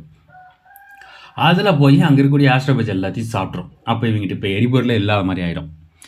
ஸோ இப்போ என்னடா பண்ணுறது அப்படிங்கும்போது அவங்க நைட்ரஜனால் இந்த அமீபா செத்து போகுதுன்னு தெரிஞ்சோடனே முடிஞ்ச வரைக்கும் எல்லாத்தையும் சரியாக பாதுகாத்துட்டு இவங்ககிட்ட அடுத்த கட்டமாக என்ன பண்ணணும் அப்படிங்கிற யோசனை வரும்போது தான் இவங்ககிட்ட 4 பீட்டில்ஸ் அப்படிங்கிற அந்த சிறு சிறு வண்டு மாதிரியான விண்கலம் இருக்குது இல்லையா, அதை பயன்படுத்திக்கிட்டு இந்த விண்கப்பலை நகர்த்தி எங்கே கொண்டு வர்றது, நம்ம பிலிப் ஏ அப்படிங்கிற ராக்கியோடைய விண்கப்பல் இருக்கக்கூடிய இடத்துக்கு கொண்டு வந்துட்டோம் அப்படின்னா அங்கேருந்து ஆஸ்ட்ரோபேஜ் எவ்வளோ வேணாலும் எடுத்துக்கலாம் அப்படின்னு திட்டமிடுறாங்க. ஸோ அது மாதிரியே செயல்படுவாங்க. கிட்டத்தட்ட 10-13 நாள் ஏதோ ஆகும் அவங்க அந்த உலகத்துக்கிட்ட இருந்து நம்ம பிலிப் ஏ அப்படிங்கிற ராக்கியோடைய விண்கப்பல் இருக்கக்கூடிய இடத்துக்கு வரத்துக்கு. ஸோ அதன்படி அவங்க பயணப்பட்டு வருவாங்க. அப்படி பயணப்பட்டு வருகிற அதே நேரத்துக்கு இவங்க அந்த அமீபாவையும் வந்து பரிணமிக்க வைக்கிற வேலையை செய்வாங்க. இந்த அமீபாவை பரிணமிக்க வைக்கிறதுக்கான பண்ணையை உருவாக்குறதுக்கு ஒரு விஷயத்தை கட்டமைப்பாங்க. அதற்கு அவங்க பயன்படுத்துகிற உலோகம் நம்ம ராக்கி உலகத்துடைய ஜொனனைட் அப்படிங்கிற அதே உலோகம்தான். அந்த உலகத்துக்குள்ளே வச்சு தான் இந்த அமீபாவை பரிணமிக்க வச்சுக்கிட்டே வருவாங்க. அது வந்து தொடர்ச்சியாக பரிணமிக்கும். ஒரு குறிப்பிட்ட கட்டத்தில் 3 வேர்ல்டு அப்படின்னு சொல்லப்படுற அந்த 8% நைட்ரஜன் இருக்கக்கூடிய வளிமண்டலத்திலே உயிர் பழக்கிற மாதிரி அமீபாவை இவங்க பரிணமிக்க வச்சுருவாங்க. இப்போ இவங்க 2 பேருக்கும் தேவையான உலகத்துக்கான அமீபா பரிணமிச்சிருச்சு, அதாவது தாவ அமீபா பரிணமிச்சிருச்சு. இதை எடுத்துக்கிட்டு இப்போ அவங்க இங்கே உலகத்தை நோக்கி இவங்க பயணிக்கணும். குறிப்பாக வந்து இந்த இடத்துல நம்ம கிரேஸ் வந்து ஒரு வழி பயணமாக வந்தவன் தான். ஆனால் ராக்கி கிட்ட ஏகப்பட்ட ஆஸ்ட்ரோபேஜ் இருக்கிறதுனால அந்த ஆஸ்ட்ரோபேஜில் எவ்வளோ வேணுமோ நீ எடுத்துக்கப்பா அப்படின்னு ராக்கி கொடுப்பான். ஏன்னா ஏகப்பட்டது இருக்கும் அவங்ககிட்ட. ஸோ அதை வாங்குறதுனால இவன் மீண்டும் உயிரோட பூமிக்கு திரும்ப முடியும் அப்படிங்கிற ஒரு நம்பிக்கை வந்துடும். இவங்க இருக்கிற உணவுப் பொருள்லாம் சோதனை பண்ணி பார்க்கும்போது நிச்சயம் இந்த 4 வருட பயணத்துக்கு இது தகுதியாக இருக்கும் அப்படிங்கிறத அவன் கண்டுபிடிச்சிருவான். நாம் எப்படியும் போய் சேர்ந்துடலாம் பூமிக்கு அப்படிங்கிற ஒரு நம்பிக்கையில் அவங்ககிட்ட இருந்து அந்த ஆஸ்ட்ரோபேஜை வாங்கிட்டு எரிபொருளாக பயன்படுத்திட்டு இவன் அந்த அமீபா பண்ணையை இவன் குறிப்பிட்ட அளவு வச்சுக்கிட்டு இவன் இப்படி பயணிக்கிறான். அதே போல் ராக்கி அவனோட உலகத்தை நோக்கி பயணிப்பான். அப்படி அவன் பயணிக்கிறதுக்கு பாதையை உருவாக்கி கொடுக்கறது நம்ம கிரேஸ். எதன் அடிப்படையில்னா சார்பியல் தத்துவத்தின் படி பாதையை உருவாக்கி கொடுப்பான். ஏன்னா அவங்களுக்கு தான் சார்பியல் தத்துவம் தெரியாது இல்லையா. ஸோ அதனால் அவன் சார்பியல் தத்துவத்தின்படி அந்த பயண பாதையை உருவாக்கி கொடுப்பான். இப்படி 2 பேரும் அவங்களுக்கான அமீபாவை எடுத்துக்கிட்டு பயணிக்கிறாங்க. ஒரு குறிப்பிட்ட கட்டத்தில் இவன் வந்து, அதாவது நம்ம கிரேஸ் வந்து அப்பப்போ தன்னுடைய விண்கப்பலை நிறுத்தி ராக்கி சரியாக போகிறானா அப்படின்னு சொல்லிட்டு இவனுடைய பெட்ரோவாஸ்கோப்பை வச்சு சோதனை பண்ணிக்கிட்டே வருவான். ராக்கியோட விண்கப்பல் எவ்வளோ தூரத்துக்கு வந்தாண்டு இருக்குதுன்னு. ஏன்னா அந்த பெட்ரோவாஸ்கோப் அப்படிங்கிறது அந்த அகச்சிவப்பு கதிரை கவனிக்கக்கூடியது. குறிப்பாக ஆஸ்ட்ரோபேஜை பயன்படுத்தும் போது அதில் வந்து அகச்சிவப்பு கதிர் வெளியாகும் இல்லையா. ஸோ அதை வச்சு அவன் அடையாளப்படுத்திக்கிட்டே வருவான், இந்த பாதையில் தான் போகிறான், சரியாக தான் போகிறான்ட்டு. ஸோ அப்படி இருக்கும்போது நம்ம கிரேஸ் வந்து என்ன பண்ணுவான்னா, ஏன்னா அவங்ககிட்ட இருக்கக்கூடிய அந்த பீட்டில்ஸ் அப்படிங்கிற வண்டை வந்து இவனுடைய விண்கப்பல் நகரத்துக்காக பயன்படுத்தியிருந்தனால ஏதாவது ஒரு இக்கட்டு ஏற்பட்டால் அவசரத்துக்கு இந்த பீட்டில்ஸ் இருக்கணும், அதில் தரவை வச்சு நம்ம பூமிக்கு அனுப்பிடணும். ஒரு வேளை நடுவில் ஏதாவது சிக்கல் ஏற்பட்டு நம்ம விண்கப்பல் போகலை அப்படிங்கிறதுக்காக அந்த பீட்டில்ஸில் எல்லாத்துலேயும் வந்து ஆஸ்ட்ரோபேஜை புகுத்துவோம். கொஞ்சம் கொஞ்சமாக நுழைச்சி அதுக்கு எவ்வளோ எரிபொருள் வேணுமோ, அதாவது எவ்வளோ செலவு பண்ணியிருந்தானோ அதுக்கு மாற்றாக அதை உள்ளுக்குள்ளே புகுத்தணும். ஸோ அந்த வேலையை செய்வோம். அப்படி செய்யும்போது ஆஸ்ட்ரோபேஜை எடுத்து அவன் உள்ளே புகுத்தும் போது ஒரு பெட்டியில் இருக்கக்கூடிய ஆஸ்ட்ரோபேஜ் எல்லாம் செத்து போயிருக்கும். அப்போ தான் சட்டுன்னு ஒரு விஷயம் நம்ம கிரேஸுக்கு புரிய வரும். அதாவது ஏதோ ஒரு வகையில் நம்ம விண்கலத்தில் அந்த அமீபா வெளியேறி வந்திருக்கு அப்படின்ட்டு. உடனே அவன் எச்சரிக்கையாகி அவனுடைய விண்கப்பலிருந்து ஏர்லாக்கை திறந்து விட்டு காற்றெல்லாம் வெளியேற்றி விட்டு நைட்ரஜனை ஒட்டுமொத்தமாக வச்சு அடைப்பான். அங்கே அவங்ககிட்ட இருக்கும் நைட்ரஜன், அதை வச்சு ஒட்டமாக அடைச்சி அங்கே ஏதாவது இருந்தால் அதெல்லாம் செத்து போட்டுன்னு சொல்லி பண்ணிவிட்டு அவன் திரும்ப பழையபடி எப்படி அந்த அமீபா வெளியேறி இருக்கும், அதுக்கான வழி என்ன, எதில் லீக்கேஜ் இருக்குது அப்படின்ட்டு தன்னுடைய பண்ணைகள் எல்லாத்தையும் ஒவ்வொன்றையும் சோதனை பண்ணி பார்ப்பான். எதுலேயுமே லீக்கேஜ் இருக்காது. எல்லாமே வந்து அந்த ஜொனனைட் அப்படிங்கிற ரொம்பவுமே பாதுகாப்பான உலோகத்தால் ஆன பண்ணையாக தான் அது இருக்கும்.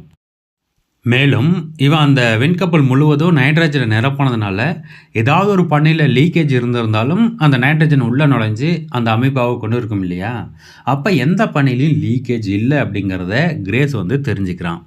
அப்படி இருக்க எப்பட்றா இந்த அமீபாக்கள் வெளியே வந்திருக்குன்னு அவன் மண்டையை போட்டு உடச்சிக்குவான். ஒரு குறிப்பிட்ட கட்டத்தில் அவனுக்கு ஒரு விஷயம் புரிய வரும். என்னென்னா, இந்த அமீபாக்கள் வந்து பண்ணையிலிருந்து தான் வெளியேறி இருக்கு. ஆனால் அவை, அதாவது அந்த பண்ணைகள் எல்லாமே வந்து ஜொனனைட்டால் ஆன உலோகத்தில் செய்யப்பட்டது. அப்போ அந்த ஜொனனைட் மூலக்கூறை ஊடுருவிக்கிட்டு அந்த அமீபாக்கள் வெளியே வந்திருக்கு அப்படிங்கிறத கண்டுபிடிப்பான். உங்களுக்கு தெரியும், அணு அப்படிங்கிறது பெரும்பகுதி வெற்றிடம் தான், மூலக்கூறு அந்த அணுக்களால் தான் ஆகுது. ஸோ அப்படி இருக்கும்போது அது குறிப்பிட்ட வெற்றிடத்தை கொண்டு இருக்கும் உள்ளுக்குள்ளே. அதாவது நீங்கள் எப்படி புரிஞ்சுக்கணுன்னா, ஒரு காடு, அந்த காட்டினிடையே மரங்கள் நிறையா இருக்குது, ஆனால் மரங்களுக்கு இடையே இடைவெளியும் இருக்குது. அப்போ ஒரு உயிர் உள்ள நீங்கள் அந்த காட்டை ஊடுருவி போகிற மாதிரி அமீபாக்கள் அந்த மூலக்கூறில் இருக்கிற இடைவெளியில் வெளியேறி வந்திருக்கு அப்படிங்கிறத கண்டுபிடிச்சிருப்பான். அப்படி இருக்க அந்த மூலக்கூறு இடைவெளியில் நைட்ரஜன் ஏன் போகாது அப்படின்னா, அதாவது அமீபா உயிர் உள்ளது, வளைஞ்சு நெளிஞ்சு வரும். ஆனால் நைட்ரஜனுங்கிறது அது ஒரு விஷயம், அவ்வளோதான். அது ஒரு பந்து மாதிரி. ஒரு காட்டில் நீங்கள் பந்து தூக்கி போட்டிங்கன்னா எந்த மரத்து மேலேயாவது மோதி அது இங்கேயே நின்றுடும். ஸோ அந்த மாதிரி இல்லையா? ஸோ அப்படி புரிஞ்சுக்காங்க.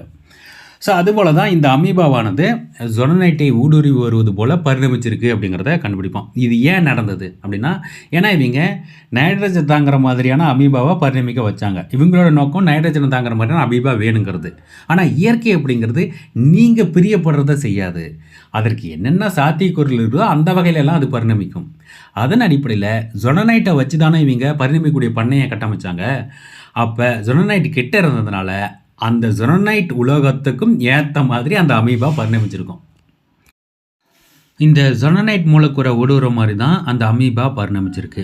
அப்போ பிற உலோகங்களுடைய மூலக்கூறையும் அது ஊடுருவுதா அப்படிங்கிறதுக்கோசரம் இவன் ஒரு சோதனையை பண்ணுவான்.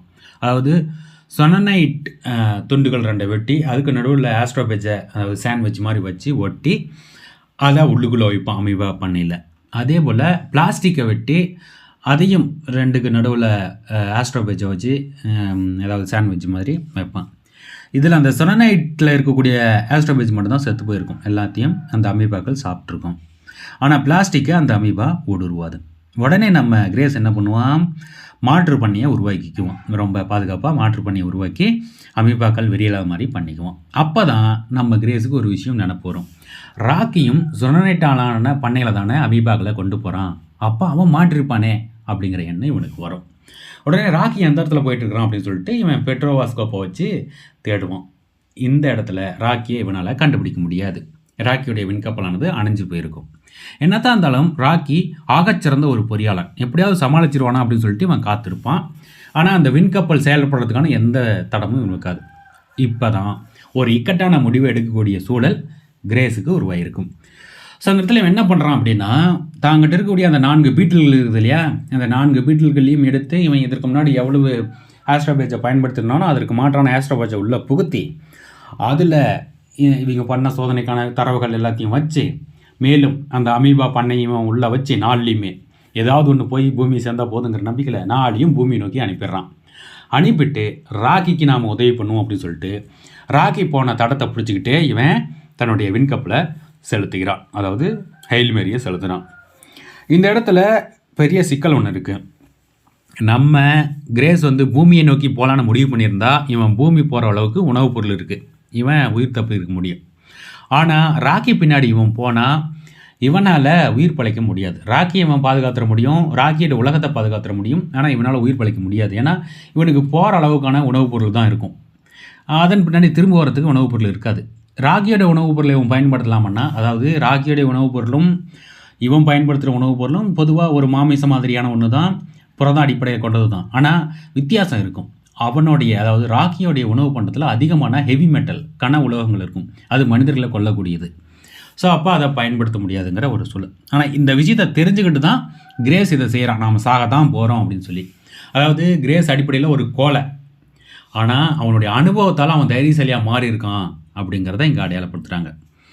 ஸோ இந்த இடத்துல அவன் ராக்கியை தேடிக்கிட்டு போகிறான். அதாவது ஒரு விண்வெளியில் ராக்கியை தேடி அவனுடைய விண்கப்பலான பிலிப்பை தேடி கண்டுபிடிக்கிறது ஒரு கடலில் சிறு ஊசியை தேடுறதுக்கு சமம்.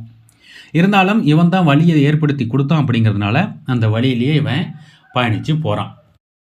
எப்படி கிரேஸ் நம்ம ராக்கியோடைய விண்கப்பலை கண்டுபிடிப்பான் அப்படிங்கிறத ரொம்ப விரிவாக கதைநாசிரியர் எழுதியிருப்பார். அதாவது வெளிச்சத்தை கொண்ட எதிரொலியை பயன்படுத்தி அவன் கண்டுபிடிக்கிற மாதிரி எழுதியிருப்பார்.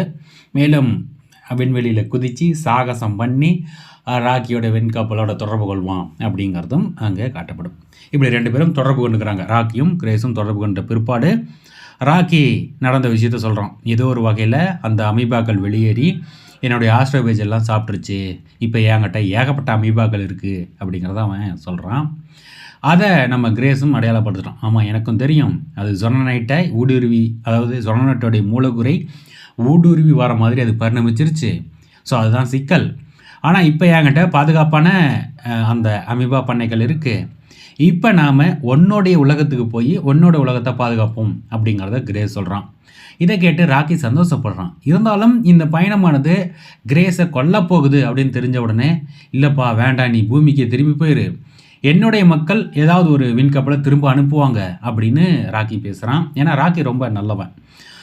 இந்த இடத்துல இல்லைப்பா அப்படிலாம் நீ காத்திருக்க முடியாது, நம்ம எப்படியாவது உன்னோடைய உலகத்தை பாதுகாத்துருவோம், என்னுடைய உலகத்துக்கு 4 பீட்டில்ஸையும் அனுப்பிட்டேன், அவங்க எப்படியாவது அதை பெற்று தங்களை காப்பாற்றிக்குவாங்க அப்படிங்கிறத அடையாளப்படுத்திட்டு, ஸோ இந்த இடத்துல இவங்களுடைய உலகம் எங்கே 40 எரிடானி அப்படிங்கிற அந்த சூரிய குடும்பத்துக்கு இவங்க போகிறாங்க. எரிட் அப்படிங்கிற கோலத்திற்கு. அதாவது ஹெயில்மேரியில் நம்ம ராக்கியோடு சேர்ந்து பயணிக்கிறான் நம்ம கிரேஸ் அப்படிங்கிற மாதிரி இருக்குது. ஸோ இந்த இடத்துல உணவுப் பொருள் தீர்ந்த பின்னாடி எதை பயன்படுத்தலாங்கிறதுக்கு ராக்கி ஒரு திட்டத்தை சொல்லுவோம். அதாவது என்னுடைய உலகத்தோடைய உணவுப் பொருள் தானே உனக்கு சிக்கல், ஏங்கிட்ட இப்போ ஏகப்பட்ட அமீபா இருக்குது இல்லையா, இந்த அமீபாவையே நாம் ஏன் உணவுப் பொருளாக பயன்படுத்தக்கூடாதுன்னு கேட்கும்போது இந்த விஷயம் சரியாக படும் நம்ம கிரேஸுக்கு. ஸோ இந்த இடத்துல நம்ம கிரேஸ் அவங்கள்ட்ட இருக்கக்கூடிய உணவுப் பொருள் தீர்ந்த பின்னாடி அந்த அமீபாவை உணவுப் பொருளாக பயன்படுத்துகிறதாகவும் அடையாளப்படுத்தப்படும். குறிப்பாக கிரேஸ் செத்து போக மாட்டான். அவன் ராக்கியோட உலகமான அந்த எரிட் அப்படிங்கிற கோலத்துக்கு போன பிற்பாடு அந்த கோலத்தில் இருக்கக்கூடிய மக்கள் இவனை ரொம்ப அதிசயமாக பார்த்து இவன் உதவி பண்ணான் அப்படின்னு தெரிஞ்சுக்கிட்ட பிற்பாடு இவனுக்கு ஒரு குவிமாடம் அமைச்சு கொடுப்பாங்க. அதாவது டோம் அப்படின்னு சொல்கிறோம் இல்லையா, அப்படி அமைச்சு கொடுத்து அந்த டோமுக்குள்ளே பூமியோடைய வளிமண்டல அமைப்பை உருவாக்கி அங்கே நம்ம கிரேஸை வாழ வைப்பாங்க. இந்த இடத்துல கிரேஸுக்கு என்ன வகையான உணவை தயாரிக்கலாம்னு சொல்லிட்டு பல வகையான சோதனைகளை பண்ணி திரவ அளவிலான சில உணவுகளையும் உற்பத்தி பண்ணி கொடுப்பாங்க. அது மட்டும் இல்லாமல் கிரேஸோட உடம்புல இருந்து சதையை எடுத்து மாமிசத்தையும் உருவாக்கி கொடுப்பாங்க. அடிப்படையில் கிரேஸ் தன்னையே சாப்பிட்டுக்கிட்டு இருப்பான். அதாவது அவனுடைய உடம்புலேருந்து உருவான நரமாமிசத்தை சாப்பிட்றான் அப்படிங்கிற மாதிரி எடுத்துக்கலாம். ஸோ இப்படி தான் கிரேஸ் எரிட் அப்படிங்கிற கோலத்தில் அந்த டோமுக்குள்ளே வாழ்ந்துக்கிட்டு போகிறான். இந்த நேரத்தில் ஒரு குறிப்பிட்ட கட்டத்தில் நம்ம ராக்கி கிரேஸுக்கு ஒரு சந்தோஷமான செய்தியை சொல்லுவோம். அது என்ன அப்படின்னா, நம்ம சூரியன், அதாவது பூமியுடைய சூரியன் மீண்டும் பழையபடி ஒளி வீச ஆரம்பிச்சிருச்சு. அப்போ உன்னுடைய மக்கள் நீ அனுப்பின அந்த பீட்டுகளில் ஏதோ ஒன்று பிடிச்சி அதன் மூலம் தரவை பெற்று அந்த அமீபாக்களை கொண்டு உங்களுடைய உலகத்தை பாதுகாத்துட்டாங்க அப்படிங்கிற விஷயம் தெரிய வந்துடும். இது கேட்ட உடனே நம்ம கிரேஸ் ரொம்பவுமே சந்தோஷப்படுவோம். ஸோ இந்த இடத்துல மீண்டும் பூமிக்கு நீ திரும்பி போக போறியாப்பா, ஏன்னா இப்போ உன்னுடைய விண்கப்பல் எங்கள் உலகத்துடைய சுற்றுவட்ட பாதை சுற்றிட்டு இருக்கு, அது சரியாக இருக்குது. இப்போ எங்ககிட்ட உனக்கான உணவுப் பொருளையும் கொடுக்க முடியும், ஏன்னா எல்லாத்தையும் உருவாக்கி கொடுத்துருக்கோம். என்ன திரும்ப நீ பூமிக்கு போறியா? ஆனால் எனக்கு பிரியம் என்னென்னா நீ இங்கேயே இருக்கணும்னு நான் ஆசைப்பட்றேன், ஆனால் நீ பூமிக்கு போறியான்னு ராக்கி கேட்பான். இப்போதைக்கு அங்கே போகிற திட்டம் எனக்கு இல்லை, நான் இங்கேயே இருக்க தான் பிரியப்படுறேன் அப்படின்னு நம்ம கிரேஸ் சொல்லிவிடுவோம். ஸோ அதன் அடிப்படையில் அந்த டோம்லேயே இருந்துக்கிட்டு கிரேஸ் அந்த உலகத்தோட குழந்தைங்களுக்கு அவங்க மொழியில், ஏன்னா அவங்க மொழி இவனுக்கு புரியும், ஒரு இசைக்கருவி மாதிரி ஒன்று வச்சுக்கிட்டு அவங்க மொழியில் அவங்களுக்கு பாடம் நடத்திக்கிட்டு இருப்பான். அதோட இந்த கதை முடிவடையும். என்ன நண்பர்களே, உங்களுக்கு இந்த கதை படிச்சிருக்கா? நான் ரொம்ப ரொம்ப சுருக்கமாக சொல்லியிருக்கேன். உண்மையிலே இந்த கதையை நீங்கள் படிச்சிங்கன்னா இது அதிகமான ஒரு உவகையை உங்களுக்கு கொடுக்கும், மகிழ்வை கொடுக்கும். ஏன்னா அந்தளவுக்கு சுவாரஸ்யமான ரொம்ப அழகான ஒரு கதை எனக்கு பட்டது. ஏன்னா எனக்கு இந்த வகையான கதைகள் ரொம்ப பிடிச்சவை. அறிவியல் புனைவுகளில் ரொம்ப கடினமான அறிவியல் புனைவுகள் அப்படிங்கிறது எனக்கு ரொம்ப பிடிச்சவை. அது ரொம்ப நுண்மையாக பேசும்போது அது இன்னுமே கவனத்தை இருக்கிற மாதிரி இருக்கும். ஸோ அந்த வகையில் இந்த புனைவு வந்து திரைப்படமாக வரப்போகுது அப்படிங்கிறது முக்கியமான விஷயம். அந்த திரைப்படத்தை பார்க்குறதுக்காக நானும் காத்திருக்கேன். திரையரங்கு போகிறதுக்கான வாய்ப்பு இல்லை. ஆனால் ஏதாவது ஒரு ஓடிடி தளத்தில் வெளிவரும்போது அந்த படத்தை பார்க்கணும் அப்படிங்கிறத நான் பிரியப்படுவேன். சரி, எது எப்படியானாலும் நான் ரொம்ப சுருக்கமாக தான் சொல்லியிருக்கேன். இந்த கதை ரொம்பவுமே நன்றாக இருந்தது. இந்த கதையின் ஆசிரியர் ரொம்ப ஒரு சிறந்த அறிவியல் சார்ந்த விஷயங்களை தெரிந்த ஒரு ஆள் அப்படின்னு தெரியுது. உங்களுக்கு இந்த கதையை குறித்தின கருத்து என்ன அப்படிங்கிறத சொல்லுங்கள். மீண்டும் இன்னொரு சுவையான காணொலியில் உங்களை சந்திக்க வரேன். அதுவரை நன்றி, வணக்கம்.